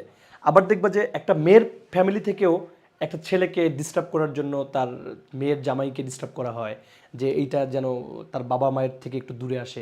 এই যে বিষয়গুলো, দুই দিক থেকে কিন্তু বিভিন্ন ধরনের ঝামেলাগুলো তৈরি করা হয়, ঠিক আছে। এইখানে যেটা হয় সেটি কি, সেটি তোমাকে একজন, মানে একজন নৈতিক সম্পূর্ণ মানুষ হিসেবে তোমাকে মানে বুঝতে হবে যে কোনটা ঠিক। ধরো যে তুমি, তোমার শাশুড়ি আছে, আবার তোমার মা আছে, দুজনেই সামনাসামনি আছে। তো একজন খুব অসুস্থ, ধরো তোমার শাশুড়ি অসুস্থ হয়ে গেছে তোমার মায়ের থেকে, তোমার মায়ের সামান্য জ্বর, আর তোমার শাশুড়ি একদম ব্যাপকভাবে অসুস্থ হয়ে গেছে। মূল্যবোধ কোনটাকে আগে, কাকে চিকিৎসা দেওয়ার জন্য বা কাকে সেবা যত্ন করার জন্য হচ্ছে তোমাকে কি বলবে, মানে এনকারেজ করবে? অবশ্যই তোমার শাশুড়িকে। কারণ মূল্যবোধ হলো যে সব থেকে গুরুত্বপূর্ণ জিনিস, যেটা যেটা ন্যায় সেটাকে আগে ঠিক করা আর কি, বুঝতে পারছো? তারপর তোমার মাকে। এখন মা জন্য মায়ের জ্বর, আর শাশুড়ি একসাথে দুজন আছে, শাশুড়ি প্রচণ্ডভাবে অসুস্থ হয়ে গেছে, সো তোমাকে ইনস্ট্যান্ট তোমার তোমার শাশুড়িকে হচ্ছে বেশি কি সেবা যত্ন দিতে হবে। আবার শাশুড়ির থেকে মায়ের অসুস্থতা বেশি, তোমাকে মায়ের সেবা যত্নটা ইনস্ট্যান্ট বেশি দিতে হবে। তার মানে কি, মূল্যবোধ বলতে বোঝাচ্ছি দুটাই ঠিক, কিন্তু গুরুত্ব যেটার বেশি আমাকে সেই জায়গাটায় দেখতে হবে। ধরো যে তোমার কাছে 10 টাকা আছে, তুমি এই মাসে তুমি 10 টাকা দিয়ে, 4 টাকা দিয়ে তুমি চলতে পারবা, আর 2 টাকা তোমার আসলে প্রয়োজনই নাই। তো তোমার মূল্যবোধটা কি? তোমার পাশের একজন মানুষের, মানে তোমার শিক্ষক অথবা তোমার ফ্যামিলির কেউ প্রচণ্ডভাবে তার 2 টাকা লাগতেছে, তাহলে তোমার ওই 2 টাকা তাকে দেওয়া উচিত। ওই 2 টাকা দিয়ে তোমার মদ খাওয়াটা, ওই 2 টাকা দিয়ে তোমার হচ্ছে বড় বার্গার খাইতে যাওয়াটা, ওই 2 টাকা দিয়ে তোমার বেড়াইতে যাওয়াটা বেশি ইম্পর্টেন্ট নয়। মূল্যবোধ হলো ওই 2 টাকাকে তুমি সেভ করে আরেকটা জায়গায় তুমি তোমার নীতি নৈতিকতা দিয়ে দিতে পারো। এটাই হলো যে মূল্যবোধ। বুঝতে পারছো? না, আমি বাস্তব জায়গা থেকেই বোঝাচ্ছি আর কি। মূল্যবোধ হচ্ছে গুরুত্ব দেয়া। তাহলে মূল্যবোধ কিন্তু বিভিন্নভাবে আবার পরিবর্তিত হতে পারে। তার মানে কি এই মূল্যবোধ বিভিন্ন জায়গায় পরিবর্তন হতে পারে না? তার মানে কি এর পরিবর্তনশীলতা আছে। তার মানে কি কখনো শাশুড়ির গুরুত্ব চলে আসলো, কখনো মায়ের গুরুত্ব চলে আসলো, আবার কখনো দেখা গেল যে নিজের বোনের থেকে কি বলে ননদের গুরুত্বও চলে আসতে পারে। মানে এটা আমি ফ্যামিলির কথা বলতেছি, কিন্তু এইভাবে তো স্কুল কলেজেও হইতে পারে। দেখা গেল যে তোমার প্রতিষ্ঠানে তুমি একজন নার্স, ওইখানে 10 জন মানুষ আসলো, সব থেকে বেশি অসুস্থ যে তোমাকে তাকেই কিন্তু হচ্ছে গুরুত্ব দিতে হবে। হ্যাঁ, মানে মূল্যবোধ মানে কোনটা বলে কাকে আগে আমি দিব, ঠিক আছে? তাহলে হচ্ছে আমি বললাম যে পরিবর্তনশীলতা হতেই পারে, মূল্যবোধের পরিবর্তনশীলতা হয়, বিভিন্নতা ঘটতে পারে, বিভিন্ন রকমের মূল্যবোধ হতে পারে, আপেক্ষিকতা হতে পারে। তার মানে কি উপরের সবগুলোই হচ্ছে মূল্যবোধের কি বৈশিষ্ট্য, উপরের সবগুলোই কি মূল্যবোধের বৈশিষ্ট্য। মূল্যবোধ হচ্ছে বোধের মূল্যটা তোমাকে প্রয়োজন অনুযায়ী যেখানে যেমন সেখানে দিতে হবে। ফাইন, এবার এর পরের প্রশ্নটা দেখি। এবার পরের প্রশ্নটা কি মূল্যবোধের গুরুত্বপূর্ণ বৈশিষ্ট্য। ওকে, মূল্যবোধ দৃঢ় হয় কখন? আচ্ছা, মূল্যবোধ কখন শক্ত হয়? একজন মানুষকে কখন আমরা বলবো যে বাহ, ওর তো ভালো মূল্যবোধ, ও তো মূল্যবোধ সম্পূর্ণ মানুষ? আমরা বলতে পারবো শিক্ষার মাধ্যমে মূল্যবোধ দৃঢ় হয়। দেখো, ধর্মের মাধ্যমেও হয়, কিন্তু ওই যে আমি বললাম ধর্মের থেকেও শিক্ষা, এই শিক্ষাটা প্রাতিষ্ঠানিক শিক্ষা নয়, 1 2 3 4 6 7 অনার্স মাস্টার্স কমপ্লিট করলাম আমার হয়ে গেল, এটা না। শিক্ষাটা হলো যে আসলে বাস্তবিক শিক্ষা। তুমি যাচ্ছ, তুমি যদি একটা মানুষকে ঢিল মারো, ওই যে ইট মারলে পাটকেল খেতে হয়, একটা কথা আছে না? এটাও কিন্তু একটা শিক্ষা। তুমি কাউকে ঠকিয়েছো, তোমাকেও মানুষ ঠকিয়েছে। তুমি কাউকে হচ্ছে যে কি বলে কারো 10 টাকা মেরেছো, দেখবে যে কোনো না কোনোভাবে তোমার 10 টাকা নাই হয়ে গেছে। এটাও কিন্তু এক ধরনের শিক্ষা যে হ্যাঁ রাইট, ও এমন হয়েছে। যেমন বাস্তব জীবনে সবার ন্যাচারাল একটা শিক্ষা কিন্তু মানুষ পায়। তার মানে যার শিক্ষা, মানে এই যে বিভিন্ন ধরনের শিক্ষার মাধ্যমে মানুষের মূল্যবোধ তৈরি হয় কিন্তু, না রে আর এটা করা যাবে না, তার মানে এটাই তো ঠিক, ওইটা তো বেঠিক। এই বিষয়গুলো হচ্ছে মানে আসল প্রকৃত শিক্ষা, ঠিক আছে? এটা প্রকৃত শিক্ষা বললে আমরা ভালো আর ইয়ে করতে পারতাম। তাহলে মূল্যবোধ দৃঢ় হয় শিক্ষার মাধ্যমে। এরপরে দেখো, ধর্মের মাধ্যমেও হয়, গণতন্ত্র চর্চার মাধ্যমেও হয়, সুশাসনের মাধ্যমেও হয়, কিন্তু শিক্ষার মাধ্যমে এটা বেশি হয়। ওকে, তারপরের প্রশ্ন দেখো, কোন মূল্যবোধ রাষ্ট্র, সরকার, গোষ্ঠী কর্তৃক স্বীকৃত? দেখো, রাষ্ট্রের মধ্যে একটা, এই দেখো, সামাজিক মূল্যবোধ একটা প্রকার, এগুলো কিন্তু মূল্যবোধের প্রকার। সামাজিক মূল্যবোধ একটা স্টাইল, ইতিবাচক মূল্যবোধ একটা স্টাইল, নৈতিক মূল্যবোধ একটা স্টাইল, গণতান্ত্রিক মূল্যবোধ একটা স্টাইল। এগুলো মূল্যবোধের কিন্তু প্রকারভেদ। মূল্যবোধ বিভিন্ন রকমের মূল্যবোধ হতে পারে। সামাজিক মূল্যবোধ, রাজনৈতিক মূল্যবোধ, সাংস্কৃতিক মূল্যবোধ, ঠিক আছে, পারিবারিক মূল্যবোধ, ওই যে বললাম না পারিবারিক মূল্যবোধ। তারপরে হচ্ছে পারিবারিক মূল্যবোধ, যেমন শ্বশুর শাশুড়ির উদাহরণ দিলাম। তারপরে স্কুল কলেজের মধ্যে গেলে তোমার প্রাতিষ্ঠানিক মূল্যবোধ হতে পারে। সামাজিক সমাজের মধ্যে কোনটা ঠিক কোনটা বেঠিক সেটার একটা মূল্যবোধ হতে পারে। তো ইতিবাচক মানে ভালো মূল্যবোধ, নৈতিক মূল্যবোধ মানে নীতি নৈতিকতা থেকে যে মূল্যবোধ। গণতান্ত্রিক মূল্যবোধটা হচ্ছে কি রাষ্ট্র থেকে শেখানো হয়। এই যে ভোটের মাধ্যমে কার সংখ্যা বেশি সে কিন্তু জয়যুক্ত হয়। বুঝতে পারছো? এটা কিন্তু রাষ্ট্রীয় একটা ব্যাপার। আবার দেখো যে সরকার, সরকার কিন্তু সবসময় একটা মানে সব থেকে যেহেতু নির্বাচিত হয়, মানে বড় অংশের প্রতিনিধিত্ব করে, তবে অন্যদের কথাও শুনতে হয়, এবং গোষ্ঠীকে নিয়ন্ত্রণ করে, যার কারণে এটাকে আমরা বলবো গণতান্ত্রিক মূল্যবোধ। মানে গণতন্ত্র, ভোট, গোষ্ঠী, সরকার, রাষ্ট্র দ্বারা নিয়ন্ত্রিত, তাই না? এগুলো গণতান্ত্রিক মূল্যবোধের একদম বড় উদাহরণ। এরপরে আমরা এর পরের প্রশ্নটাতে যাই। এর পরের প্রশ্ন দেখো কি, কোন মূল্যবোধ রাষ্ট্র, সরকার, গোষ্ঠী কর্তৃক স্বীকৃত গণতান্ত্রিক মূল্যবোধ? একটু আগেই বললাম, ব্যক্তি সহনশীলতার শিক্ষা লাভ পায় কিভাবে? সহনশীল, সহনশীল মানে কি? ধৈর্য ধরতে হয়, সহনশীল থাকতে হয়। তুমি একজন নার্স হয়ে গেছো, তোমার সামনে একজন পাতি নেতা এসে মনে করো যে ধুমধাম হচ্ছে, তোমার হসপিটাল ভাঙতেছে, যে আপনি ভুল করছেন, তোমাকে ধৈর্য ধরতে হবে, বুঝাতে হবে, মাথা গরম করা যাবে না, ঠিক আছে? তোমার ফ্যামিলিতে তুমি শিক্ষিত, ধরো যে কেউ হয়তো একজন শিক্ষিত হয় নাই, সে এডুকেশনটা না থাকার কারণে অনেক কিছুই বুঝতেছে না, সে একটা ভুজুং ভাজাং বুঝাচ্ছে, তুমি এই জন্য রাগ করবা, শিক্ষিত জন্য না, তুমি বুঝাবা যে দেখো ভাইয়া বা দেখো আপু, দেখো মা, দেখো বাবা, বিষয়টা এরকম। হ্যাঁ, এটা সহনশীল হওয়া। তার মানে তোমার এলাকার মধ্যে একজন অশিক্ষিত মানুষ, সেও চিল্লাচ্ছে, ঝগড়া করতেছে, যেমন মেয়ে মেয়ে ঝগড়া লাগলে যা হয়, সেজন্য তুমি ঝগড়া করবা, তুমি তো একজন এডুকেটেড মেয়ে, তুমি একটা এডুকেটেড ছেলে, তুমি একটু সহনশীল হও, দেখো যে কীভাবে বোঝানো যায়। তার মানে কি, ব্যক্তি সহনশীলতার শিক্ষা লাভ করে আসলে সুশাসনের শিক্ষা থেকে, আইনের শিক্ষা থেকে, মূল্যবোধের শিক্ষা থেকে। এটা হলো যে মূল্যবোধের শিক্ষা থেকে, দেখো মূল্যবোধের শিক্ষা থেকে কিন্তু সহনশীল হয়। তার মানে কি, তুমি মূল্যবোধের শিক্ষা থেকে সহনশীল হইতে পারো। সুশাসনের শিক্ষা থেকে তোমাকে সহনশীল, সুশাসন মানে কি, দেশের মধ্যে ভালো শাসন হলে তুমি মূল্যবোধের ইয়া পাবা, কি বলে, তুমি সহনশীল হবা। তারপরে শাসন মানে কি, সরকারের ভালো শাসন মানে সুশাসন হইলেই কি তোমার মধ্যে সহনশীলতা আসবে। আইনের শিক্ষা থেকে তুমি সহনশীল হবা, মূল্যবোধের শিক্ষা থেকে তুমি সহনশীল হবা। সহনশীল কেমন, মানে সহ্য করবার ক্ষমতা। তোমাকে যে কোনো একটা বিষয় ধৈর্য ধরে অবজার্ভ করতে হবে, হুটহাট করে সমাধান দেওয়া যাবে না, সুন্দর মতো অবজার্ভ করতে হবে। একজন মাথা গরম করলে তোমাকে মাথা গরম করা যাবে না, এটা আমি সবসময় বলি। কেন মাথা গরম করবা, তুমি দেখবা তুমি যদি মাথা গরম করতে না চাও, তোমার মাথা গরম কিন্তু হবে না। তুমি বুঝবা, চেষ্টা করবা, এই জিনিসগুলো তোমাকে সহনশীল থাকতে হবে। তাহলে মূল্যবোধের শিক্ষা থেকে তোমাকে সহনশীল হতে হবে।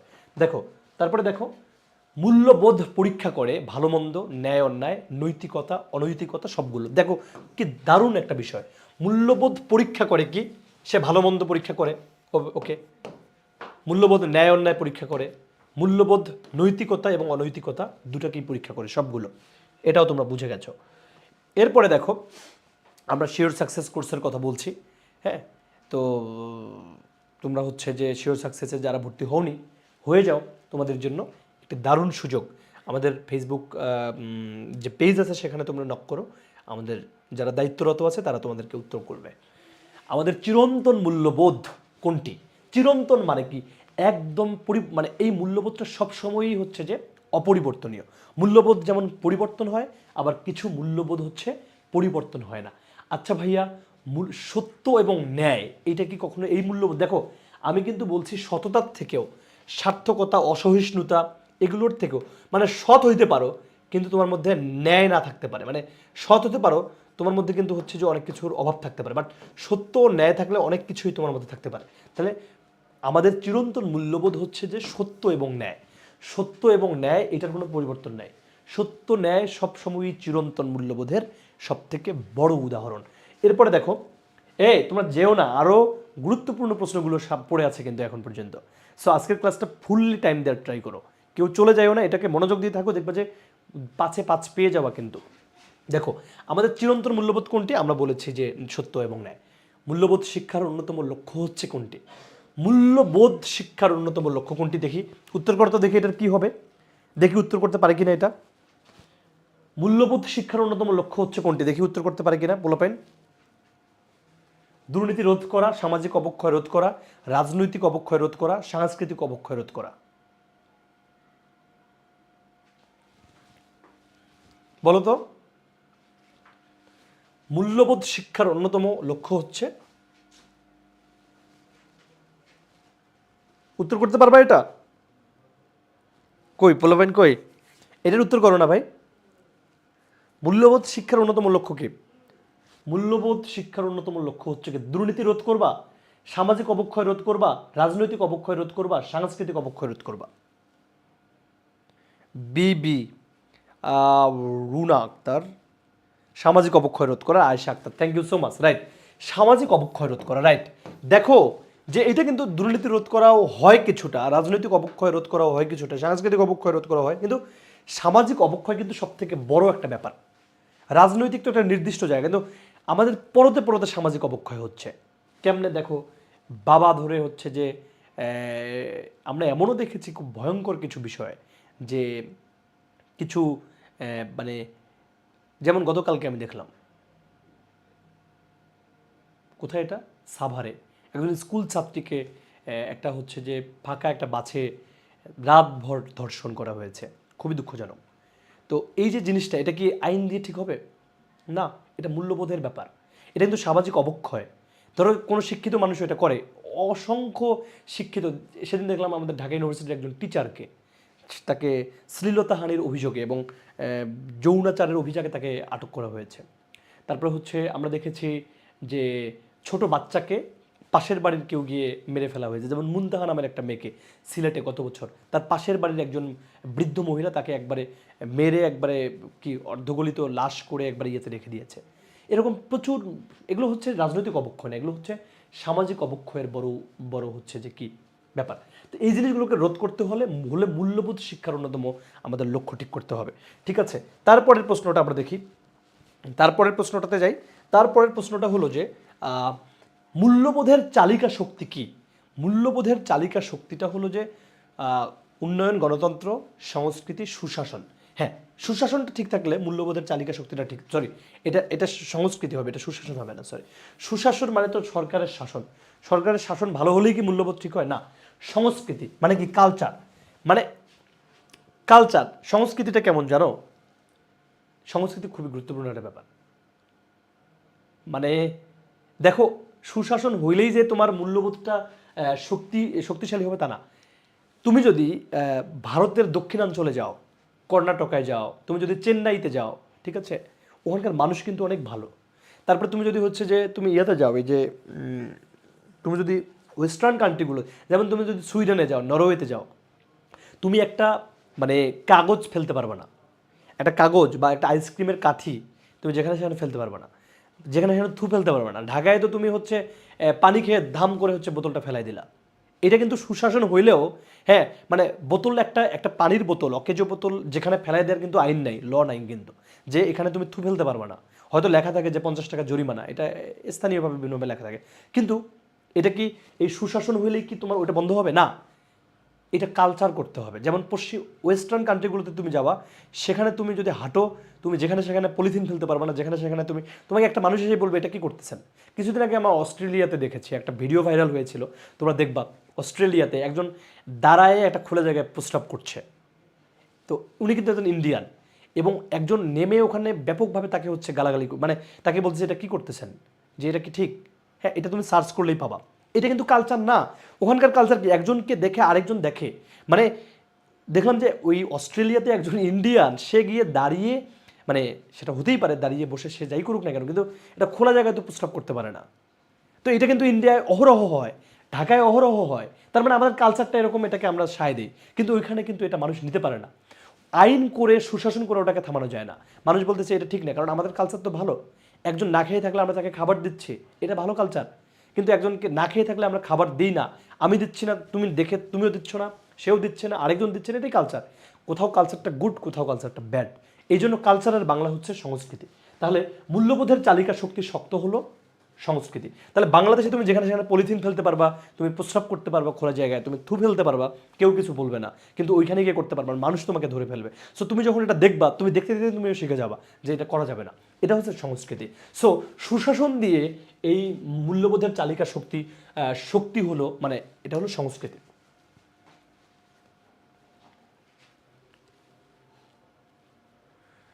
তারপরে দেখো, এর পরের প্রশ্নটা দেখো। মূল্যবোধের চালিকা শক্তি গেল। সামাজিক মূল্যবোধের ভিত্তি কি? সামাজিক মূল্যবোধের ভিত্তি হলো, সামাজিক মূল্যবোধের ভিত্তিটা কি? সামাজিক মূল্যবোধের ভিত্তি হচ্ছে আইনের শাসন থাকবে, নৈতিকতা থাকবে, সাম্য থাকবে। সাম্য মানে কি? সমান। সাম্য মানে সমান, মানে সবাই আইনের, সবাই সমান, তাই না? কেউ বড় লোক, কেউ ছোট লোক জন্য, মানুষ তো মানুষ, মানুষকে মানুষ হিসেবে ট্রিট করতে হবে, তাই না? সবাই তো মানুষ। তার মানে সাম্যটা থাকবে, নৈতিকতা সবার মধ্যে থাকবে, ঠিক আছে? তারপরে হচ্ছে আইনের শাসন থাকবে, তাহলে হচ্ছে সামাজিক মূল্যবোধের ভিত্তিটা স্ট্রং হবে। ওকে, ফাইন। এরপরের যে প্রশ্নটা আমরা দেখি, সেটি কি? নাগরিক সচেতনতা ও কর্তব্যবোধের অংশ হিসেবে নিচের কোনটি একজন নাগরিকের কর্তব্য নয়? দেখো, একজন নাগরিক আইন মেনে চলে, এটা তার কর্তব্য। একজন নাগরিক সরকারি কাজ করবে, হ্যাঁ, অবশ্যই এটা কাজ করতে পারবে। রাষ্ট্রের প্রতি অনুগত্য থাকবে, কিন্তু কর না দেয়া মানে কি? ট্যাক্স না দেয়া, এটা কোনো নাগরিকের, মানে এটা কি হলো নাকি? নাগরিক সচেতনতা ও কর্তব্যবোধের অংশ হিসেবে নিজের কোনটি একজন নাগরিকের কর্তব্য নয়? হ্যাঁ, তাহলে কর্তব্য না দেয়া কি কর্তব্য? এটাই হচ্ছে উত্তর, ঠিক আছে? কর না দেয়া হচ্ছে কর্তব্য নয়। তাহলে দেখো, এরপরে আমরা এবার তোমরা হচ্ছে তোমাদের যে এতক্ষণ আমি যেগুলো পড়ালাম, সেগুলো হচ্ছে একদম কোর বেসিক বিষয় যেগুলো। এবার আমি একজন নার্সিং ভর্তি পরীক্ষার্থীদের কোন ধরনের মানবিক গুণাবলী বেশি আসতে পারে সেগুলো দেখাবো। এর আগে এগুলো বোঝালাম তোমার নৈতিকতার জায়গাটা স্ট্রং হওয়া, বুঝতে পারছো? এর আগে যতক্ষণ এই যে এতক্ষণ যা যা পড়ালাম, এইটা হলো এতক্ষণ তোমাদের হচ্ছে, মানে তোমাদের আমি মানে তোমাদের প্রাথমিক যে বিষয়গুলো, তোমাদের ধারণাগুলোকে স্ট্রং করলাম, তোমাদের চিন্তাগুলোকে ডেভেলপ করলাম। এবার আমরা সরাসরি তোমাদের কেমন প্রশ্ন হবে সেই প্রশ্নগুলোতে আমরা যাব, সেই প্রশ্নগুলোতে যাব।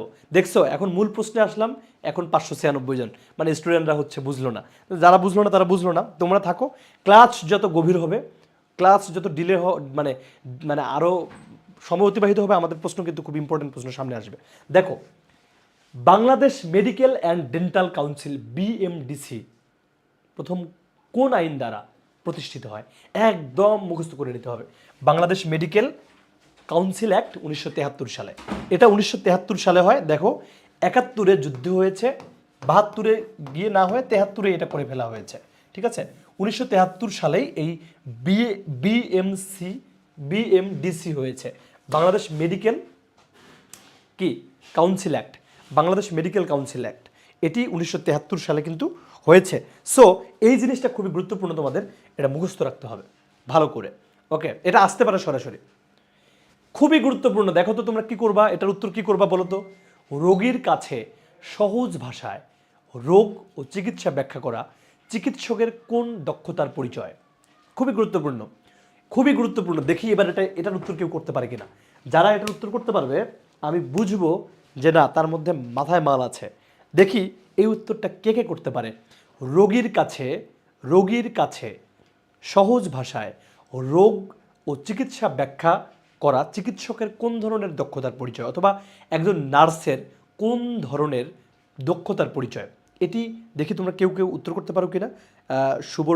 সুবর্ণা বলেছে বি, এবং অনন্যা আক্তার বলেছে বি, এবং হচ্ছে যে আচ্ছা, টিম ওয়ার্ক, ন্যায়পরায়ণতা, নেতৃত্ব, যোগাযোগের দক্ষতা। ভালো করে বুঝো, খুবই ইম্পর্টেন্ট। দেখো, রোগীর কাছে সহজ ভাষায় রোগ ও চিকিৎসা ব্যাখ্যা করা চিকিৎসকের কোন ধরনের দক্ষতার পরিচয়? কেউ বলতে পারলো না।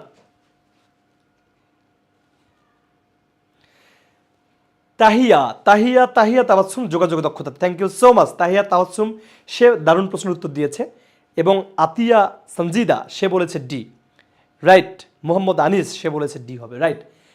ধরো তোমার বাসা হচ্ছে যে সিলেটে, তুমি যদি ঢাকা মেডিকেলে চাকরি করো, আমি কুড়িগ্রামের একটা ছেলে, বা আমি যেখান থেকেই যাই না কেন, আমি যদি চিকিৎসা নিতে যাই, আমি তো সিলেটের ভাষা বুঝবো না। তোমাকে সাবলীল ভাষায় বলতে হবে যে এই রোগ হয়েছে, এই জন্য এই হয়েছে। তুমি যদি ওই সিলেটের ভাষায় কথা বলো, তুমি যদি চট্টগ্রামের ভাষায় বা কুমিল্লার ভাষায় কথা বলো, নোয়াখালীর ভাষায় কথা বললে, আমি রোগী, আমি তো হচ্ছে অন্য অঞ্চলের, বাট তুমি ঢাকা মেডিকেলে চাকরি করো, তুমি যদি আমাকে নোয়াখালীর ভাষায় বলো যে ভাইয়া এইটা এই, আমি নোয়াখালীর ভাষা বলতে পারি না, সরি। তো কেউ যদি বলো যে হেইডা হচ্ছে হেইডা, আমি আসলে অন্য অন্য অঞ্চলের ভাষা বলতে পারি না, তো তাহলে কি আমি এটা বুঝবো? আমি কি এটা বুঝবো না। আমি রোগী, বা আমার সাথে আমি রোগীকে নিয়ে গেছি, তোমাকে খুব সাবলীলভাবে সুন্দর করে বলতে হবে আপনার এইটা এই সমস্যা এরকম। নেতৃত্ব হবে না ওমানা খান। নেতৃত্বের সাথে এখানে কি আছে? সবাই নেতা হইতে চায়, বাপ রে বাপ। নার্স হয়েও নেতা হইতে চাবা, মানে নেতা হওয়ার সব খুব শখ। কেউ ব্যাংকে চাকরি করেও নেতা হতে চায়, নার্স হয়েও নেতা হতে চায়, ডাক্তার হয়েও নেতা হতে চায় না। এটা হবে যোগাযোগের দক্ষতা। হেইডা বললে কিন্তু হেইডা বুঝবে না অন্য অঞ্চলের মানুষ, ঠিক আছে? তারপরে হচ্ছে ভাইয়া বালানি, রুগীরা যদি বলো যে বালানি, সে বালানি বললে সে ভালো আছে কি না সেটা তো বুঝবে না। তুমি বলবা যে ভালানি, আমি মনে করবো যে ভালানি আবার কি, তাই না? এটা হয় না। সো সরি, আমি কোনো অঞ্চলের ভাষাকে কিন্তু ছোট করছি না। এইটা হলো যে যোগাযোগের দক্ষতা। তোমার যত সুন্দর, ধরো যে তোমার ভালো, তুমি অনেক ভালো নার্স, তুমি ইংলিশে কথা বলতে পারো। এখন বাংলাদেশে এসে একজন মার্কিন যুক্তরাষ্ট্রের নাগরিক অসুস্থ হয়েছে, সে আসছে, এখন 10 জন নার্স আসো, 9 জন ইংলিশ বলতে পারে না, একজন ইংলিশ বলতে পারে। তো ওই মার্কিন নাগরিক তো চিকিৎসা নিতে আসবে ঢাকা মেডিকেলে, তখন তুমি কি করবা? তোমাকে নার্স হিসেবে বলতেছে তুমি যাও ওর ব্লাডটা টেস্ট করো, দেখো তো কি হয়। তো তুমি তো তার সাথে গিয়ে একটু ইংলিশে কথা বলতে হবে, সেটাও তো যোগাযোগের দক্ষতা। তুমি কি বাংলায় বললে সে বুঝবে? তাকে গিয়ে বলতে হবে যে হ্যাঁ ম্যান, এভাবে তো কথা বলতে হবে, how are you, nice to meet you, মানে এভাবে তো তার সাথে একটু করতে হবে, তাকে তো একটু আশ্বস্ত করতে হবে, অ্যান্ড দেন বলতে হবে যে what's your problem, right? So এরকম করে হচ্ছে ধীরে ধীরে তুমি নার্স, তোমাকে ইংলিশেও কথা বলতে হবে, বাংলায়ও কথা বলতে হবে। যেমন আমরা যারা সাংবাদিকতার স্টুডেন্ট, সাংবাদিকদের দেখো একজন ওই মানে দেখো একজন পতিতার সাথে তার গল্পও তুলে আনতে হয়, আবার একজন রাষ্ট্রপতির সংবাদও করতে হয়, আবার একজন কৃষকের গল্প লিখতে হয়, তার মানে কি সবার ভাষা বুঝতে হয়, সবার সাথে কমিউনিকেট করতে হয়। ঠিক একইভাবে তোমার অবস্থাও তাই।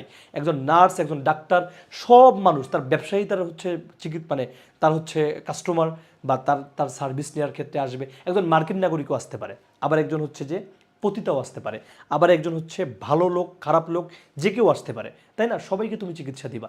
একজন হিন্দু আসতে পারে, একজন মুসলিম আসতে পারে, একজন ডোম আসতে পারে, একজন মেথর আসতে পারে, সবাই তোমার কাছে সমান। সো সবার ভাষা বোঝার পারঙ্গমতা যদি থাকে, তোমার কমিউনিকেশন যোগ্যতা ভালো, তার মানে তোমার কমিউনিকেশন, যোগাযোগের দক্ষতা থাকতে হবে। খুব ইম্পর্টেন্ট প্রশ্ন। এরপরের যে প্রশ্নটা দেখো, রোগীর কাছে, আচ্ছা আমরা যেটি বলতেছি 30 days শর্ট কোর্স 2026, আমরা শিওর সাকসেসের কথা বলছি। তো সেই জিনিসগুলো কিন্তু তোমাদের হচ্ছে যে এখন চলছে, শিওর সাকসেস কোর্সে ভর্তির সময়। সো দ্রুত ভর্তি হয়ে যাও। আচ্ছা, নার্স কখনো কোনো রোগীকে অবহেলা করতে পারবেন না, এটি তার কোন নীতি? দেখো দেখি এটার উত্তর করতে পারে কিনা কেউ, এটা বলো তো, এটা উত্তর জানাও তো, এটার উত্তর দাও।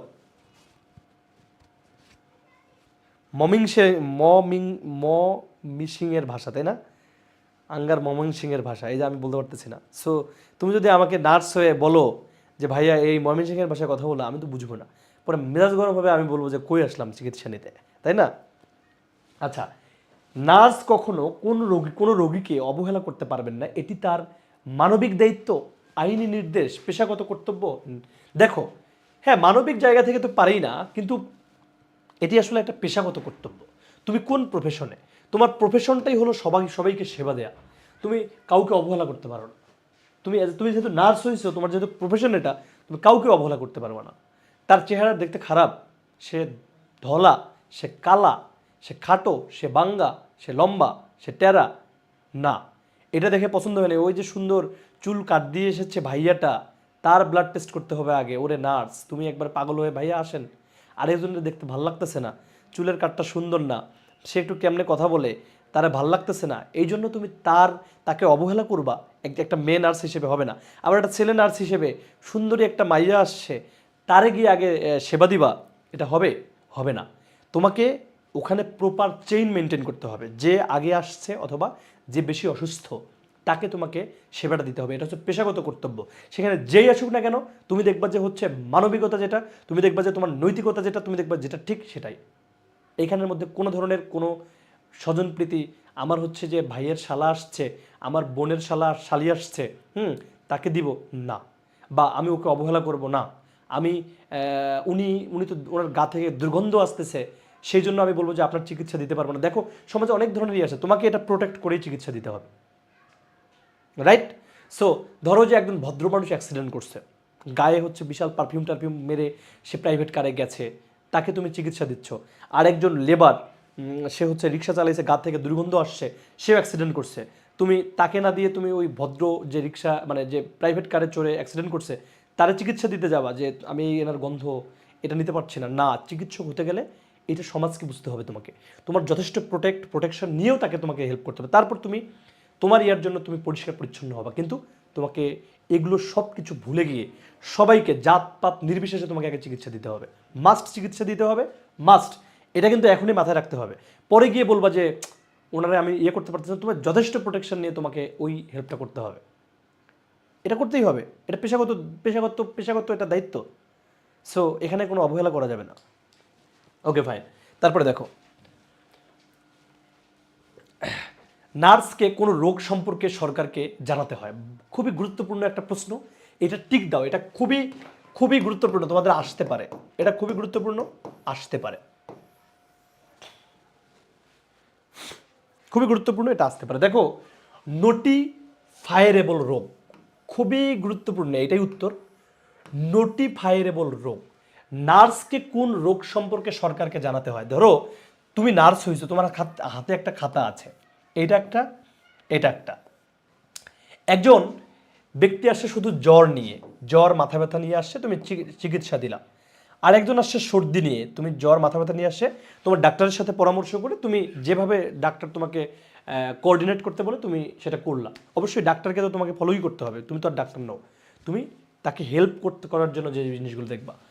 দেখো একজন পেট ব্যথা নিয়ে আসছে, তুমি হেল্প করলা, কিন্তু একজন পেট ব্যথা, একজন পেট খারাপ, আবার হচ্ছে জ্বর, অনেক কিছু নিয়ে এসে তুমি তাকে টেস্ট দিয়ে দেখো তার এইডস হয়েছে। কি হয়েছে ভাই? তার এইডস হয়েছে। তো এটি কি সাধারণ রোগ? পেট ব্যথা, গা ব্যথা, পেট ফোলা, এগুলো তো নর্মালি হয়ে গেল। এইটা সম্বন্ধে তোমাকে সরকারকে জানাতে হবে না। তোমাকে এই খাতার মধ্যে লিখতে পাবে, হ্যাঁ আমি এটা 1 নম্বর দিলা, এটা 2 নম্বর, এটা 3 নম্বর। এবার তুমি দেখছো যে একজন পাইছি রে ভাই এইডস, এইডস হওয়া এক রুগীরে পাইছি আমি। আবার 2 নম্বরে দেখলাম যে একজন পাইছি রে ভাই ইবোলা হয়েছে, ইবোলা। আবার একজন পাইছি রে ভাই অনেকদিন পর করোনা হয়েছে, করোনা। মানে যে রোগগুলো খুবই গুরুত্বপূর্ণ, যে রোগগুলো আরও অন্যের মধ্যে ছড়াতে পারে, যে রোগগুলো থ্রেট আছে, যে রোগগুলোর বিষয়গুলো সরকার থেকে সচেতনতা তৈরি করতে হবে। কারণ একজনের হয়েছে, 2 জনের হয়েছে, আরও হতে পারে। সো আগে থেকেই আমি প্রপার ডাটা দেখবো। ও ঢাকা মেডিকেলে গত সোমবার থেকে এই সোমবারে, হ্যাঁ, নাজবুন নাহার নামে একজন মেয়ে আছে, সে নার্স ছিল, তার কাছে 2 জন এইডস রোগী আসছে, বা ইবোলা আক্রান্ত একজন আসছে। 100 জন জ্বর মাথা ব্যথা নর্মাল নিয়ে আসে, ওটার দরকার নেই, ওটা নর্মালি তুমি গেছো। অথবা তুমি শরীয়তপুরে আছো, সেখানে দেখো যে এখানের মধ্যে দেখালো জহুরা মনি আছে, তার কাছে 1 মাসে 1 বছরে 2 জন এইডস রোগী আসছে। আরেকজনের কাছে একজন ইবোলা রোগী আসছে, হাম নিয়ে আসছে। আরেকজনের কাছে হচ্ছে দেখা গেছে করোনা নিয়ে আসছে। এই যে হিসাবগুলো সরকারকে পাঠাতে হবে, কারণ এটার ল আছে, আইন করা আছে। নোটিফায়ারেবল রোগ মানে হলো যে আইনগতভাবে একজন নার্সকে, ডক্টরকে এগুলো গভর্নমেন্টকে জানাতে হবে। তাহলে তার স্বাস্থ্য মন্ত্রণালয় পরে বলবে যে ও ঠিক আছে, এই লালমনিরহাট জেলায় গত 1 বছর 3 জন রোগী এইডসে আক্রান্ত হয়েছে, 5 জন ইবোলা আক্রান্ত হয়েছে, 10 জন যক্ষায় আক্রান্ত হয়েছে। তারপর এই তথ্যগুলো নিয়ে সাংবাদিকরা অনেক বড় নিউজ করে, এই হয় সেই হয়, যে বাংলাদেশে এবার এতজন আক্রান্ত হলো, ওই হলো সেই হলো। তাতে করে কি হয়, আরেকজন যেন এইডস না হয় সেই সচেতনতা পাবে, যে এই নিউজ হচ্ছে এটা বাবা এই জেলায় এত হার, এগুলো কেমনে আসবে। এই জন্য নোটিফায়ারেবল রোগগুলোকে তোমাকে সরকারকে জানাতে হবে, কারণ যেন একটা বড় অংশ তারা সংক্রমিত না হয়, তাদের যেন এই রোগগুলো আর না হয়, তারা যেন সচেতনতা পায়। বুঝতে পারছো? সবাই বুঝতে পারছো? এটা বুঝতে পারছো?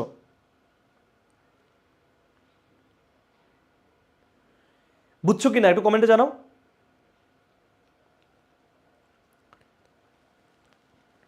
এ নাকি বুঝো না?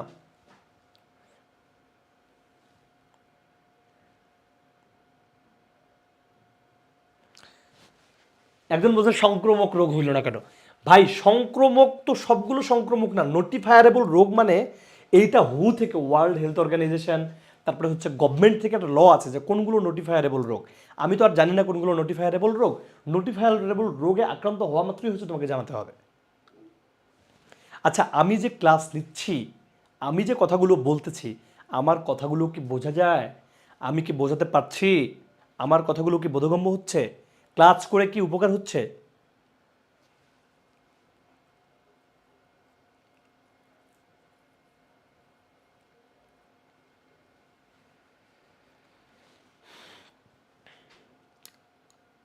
আমার কথা ক্লাস কি বোঝা যাচ্ছে?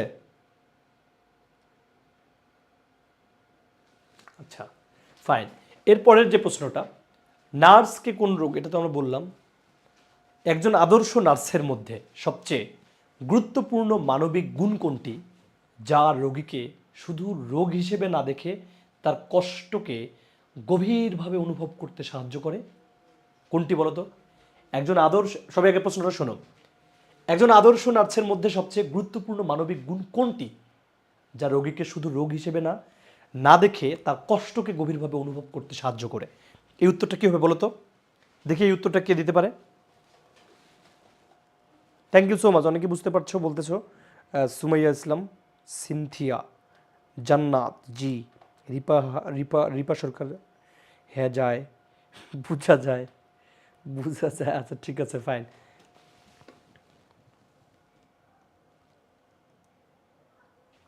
পোলাপাইন আসলে হুদাই উল্টাপাল্টা কমেন্ট না করে প্রশ্ন দেখো।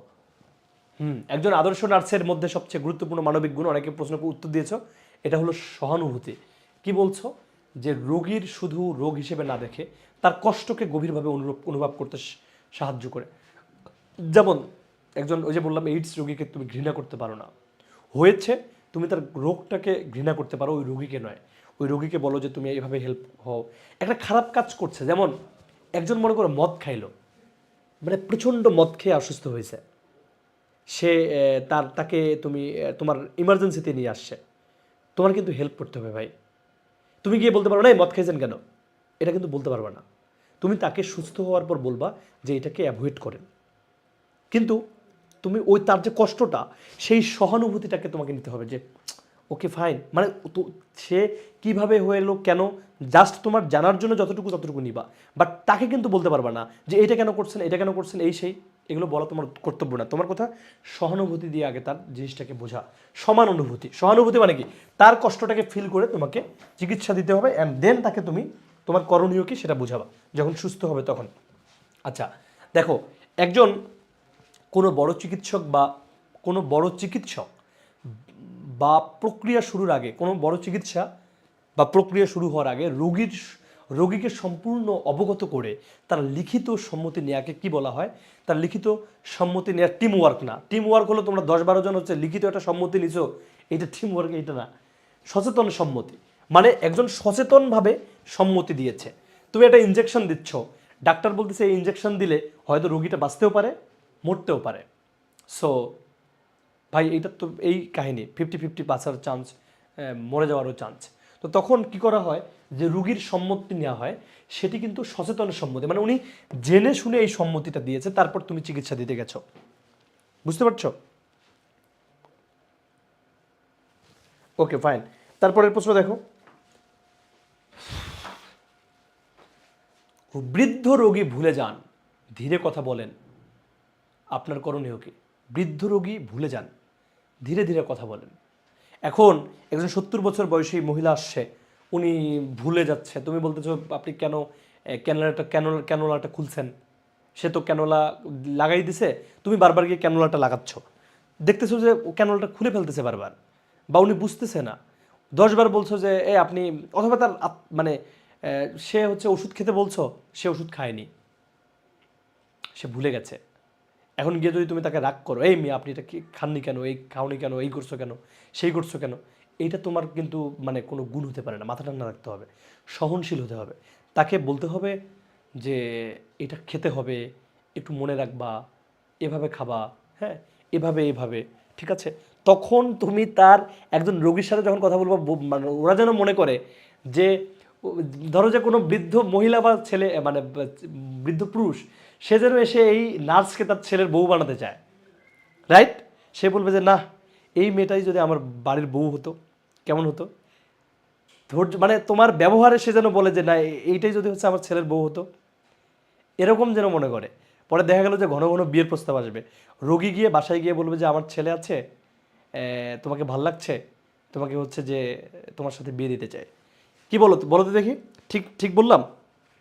এমন ব্যবহার করতে হবে যেন তার ওই লোক বাসায় গিয়ে তার ছেলের সাথে তোমার বিয়ের কথা ভাবতে পারে, যে মেয়েটারে আমার পছন্দ হয়েছে, মানে বউ হিসেবে যেন পছন্দ হয়ে যাও। কিন্তু আলটিমেটলি তো তোমার বউ হওয়ার ধান্দা না, তোমার ধান্দা হচ্ছে যে ভালো ব্যবহার, কিন্তু তারা ভুল বুঝে যেন তোমার ব্যবহারে পাগল হয়ে যায়। ঠিক ঠিক কিনা বলো? কিরে, আমি কি খারাপ বললাম? বললাম ভাই, এটাই তো হওয়া উচিত। তাহলে ধৈর্য ধরে শুনবা, দরকার হলে রোগীকে মা ডাকবা, বাবা ডাকবা, তাও বলবো যে আপনি এভাবে করেন, মানে এমন ব্যবহার, বলবে যে আসলে একজন সত্যিকার অর্থে নার্স। তখন ওই লোক ভাববে যে না, আমার তো ছেলেটা আছে, এই মেয়েটার জন্য একটু ভাবা দরকার, এত ভালো মানুষ হয়, ঠিক আছে? তারপরে কোনো হচ্ছে যে ছেলে ভালো ইয়ে করে, তাহলে হচ্ছে ও ভাববে যে আমার মেয়েটা আছে, তাহলে আমার মেয়েকে নিয়ে এই ছেলেকে চিন্তা করা যায় কিনা। দেখা গেল যে ছেলের বাবা বা মা, সে প্রেমে পড়ে গেল ছেলের, পরে গিয়ে ছেলেকে রাজি করাচ্ছে যে আমি তো এরকম একটা মেয়ে দেখে আসলাম, ঠিক আছে?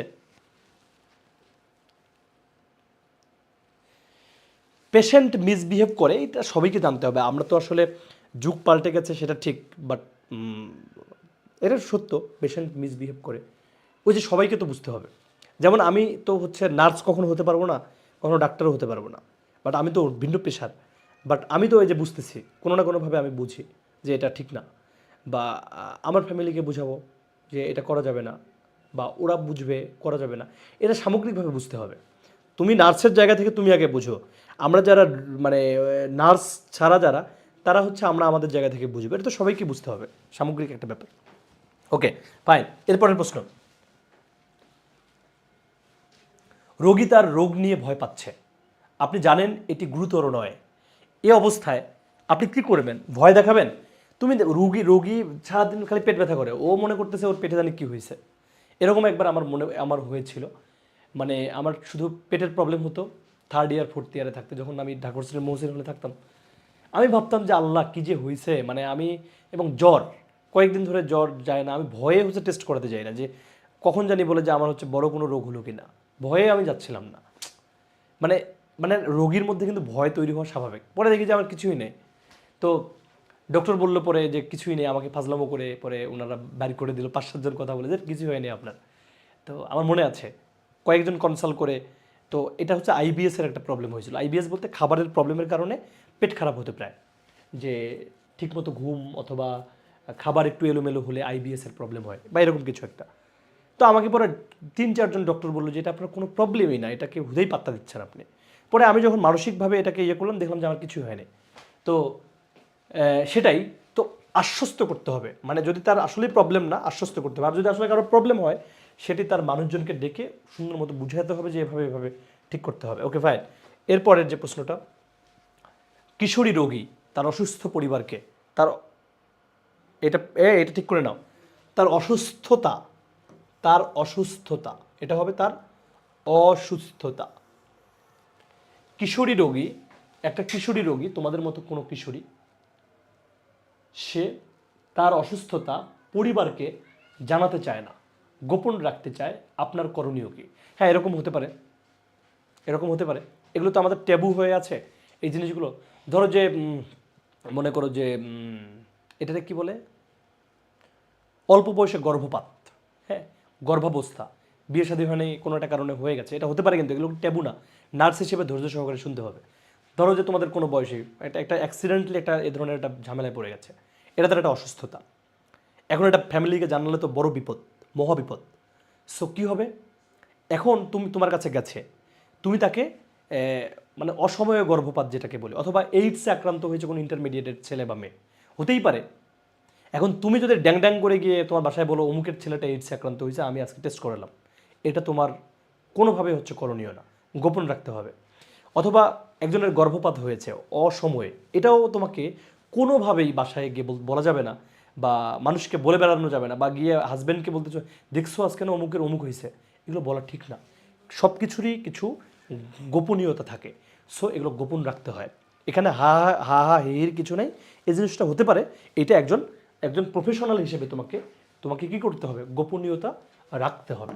কারণ তাহলে না তুমি নার্স, তোমার যে প্রফেশনটা, এখানে অনেকের কথা শুনতে হবে, এক পাশে হজম করতে হবে, আরেক পাশে বের করে দিতে হবে, শুনবা বের করে দেবা, কিন্তু এগুলো বলে বেড়াতে হবে না, ঠিক আছে? কারণ মানুষেরই তো প্রবলেম হয়, ঠিক আছে? গোপন রাখতে হবে। আর যদি গোপন রাখতে না পারো, তাহলে তো তুমি তোমার জায়গায় তুমি ঠিক নেই। ওকে ফাইন, রোগী রাগ হয়ে উত্তেজিত আচরণ করছে, আপনার করণীয় কি? আপনি উপেক্ষা করবেন, আপনি শান্ত থাকবেন।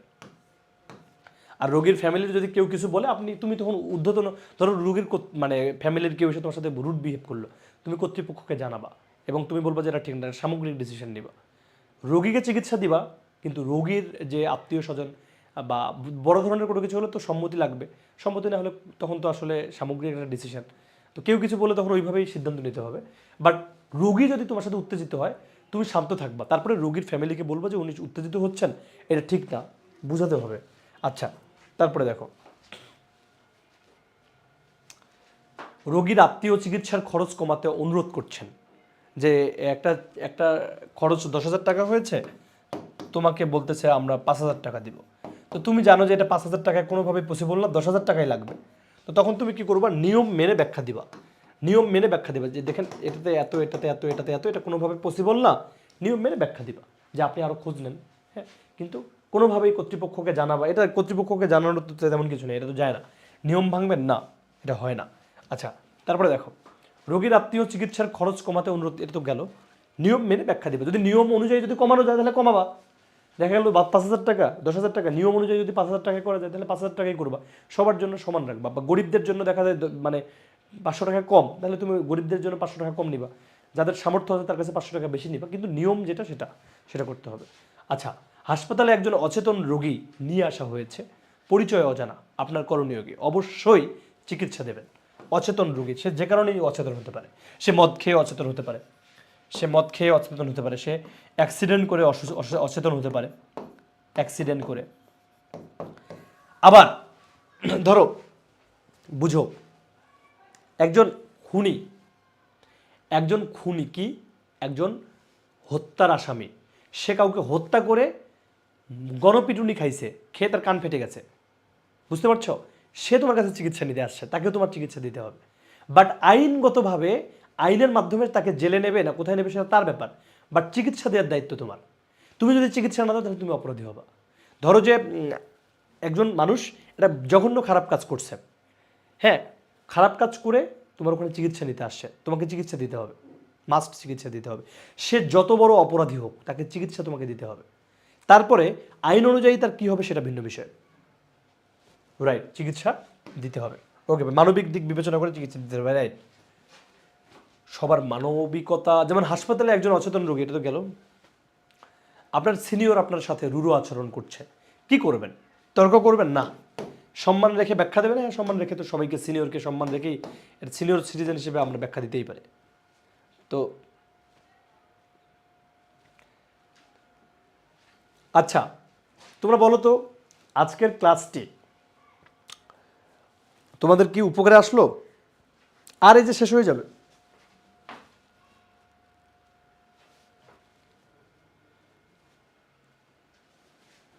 হাসপাতালে কর্মচারী রোগীর সঙ্গে দুর্ব্যবহার করছে, এই অবস্থায় করণীয় কি? কর্মচারী যদি রোগীর সাথে দুর্ব্যবহার করে, ধরো যে আয়া একজন, সে খারাপ ব্যবহার করতেছে, তাকে খারাপ ব্যবহার করেন রোগীরা, রোগীকে সে খারাপ ব্যবহার করতেছে, তাহলে তুমি কি করবা? তুমি হস্তক্ষেপ করে রোগীর মর্যাদা ঠিক রাখবা, যে না এটা তো ঠিক না। একজন কর্মচারী, হ্যাঁ, একজন কর্মচারীরও সম্মান আছে, কিন্তু সে যদি আসলে দুর্ব্যবহার করে, এটা তো করতে পারে না। মারতে আসবে কেন? পরে তোমাকে মারতে আসলে সেটা, আচ্ছা, হাসপাতালে তুমি ইয়ে করবা, তাই না? পরিচিত ভিআইপি রোগী ও সাধারণ রোগী একসাথে এসেছে, সাধারণ রোগীর অবস্থা গুরুতর, এই অবস্থায় করণীয় কি? ভিআইপি আগে না, কোনো কথা নেই, পরিচিত আগে না, গুরুতর রোগী আগে। কিন্তু বাংলাদেশে তো এটার ভিন্নতা হয়, বাট তোমাকে ভালো চিন্তা নিয়েই যেতে হবে। অবশ্যই তুমি যে গুরুতর তাকে তুমি সেবা দিবা।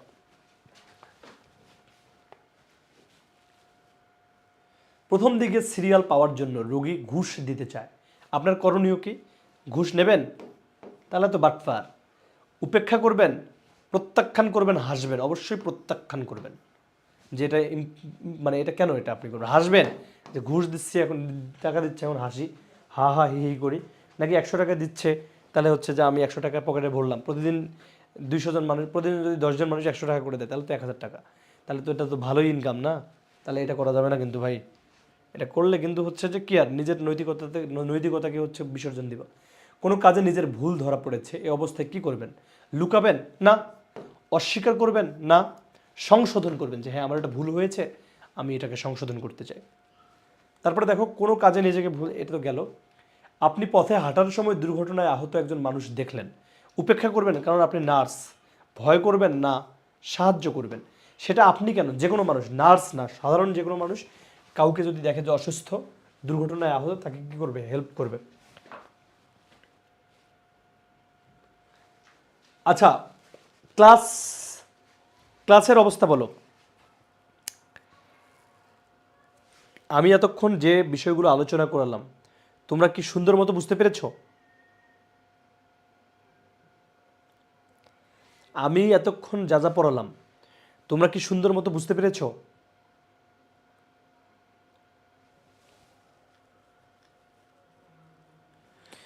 পোলাপাইন কমেন্ট করো,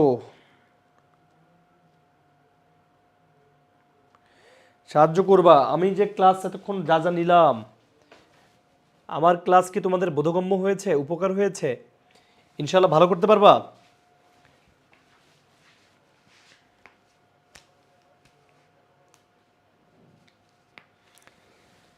ঠিক আছে, থ্যাংক ইউ সো মাচ।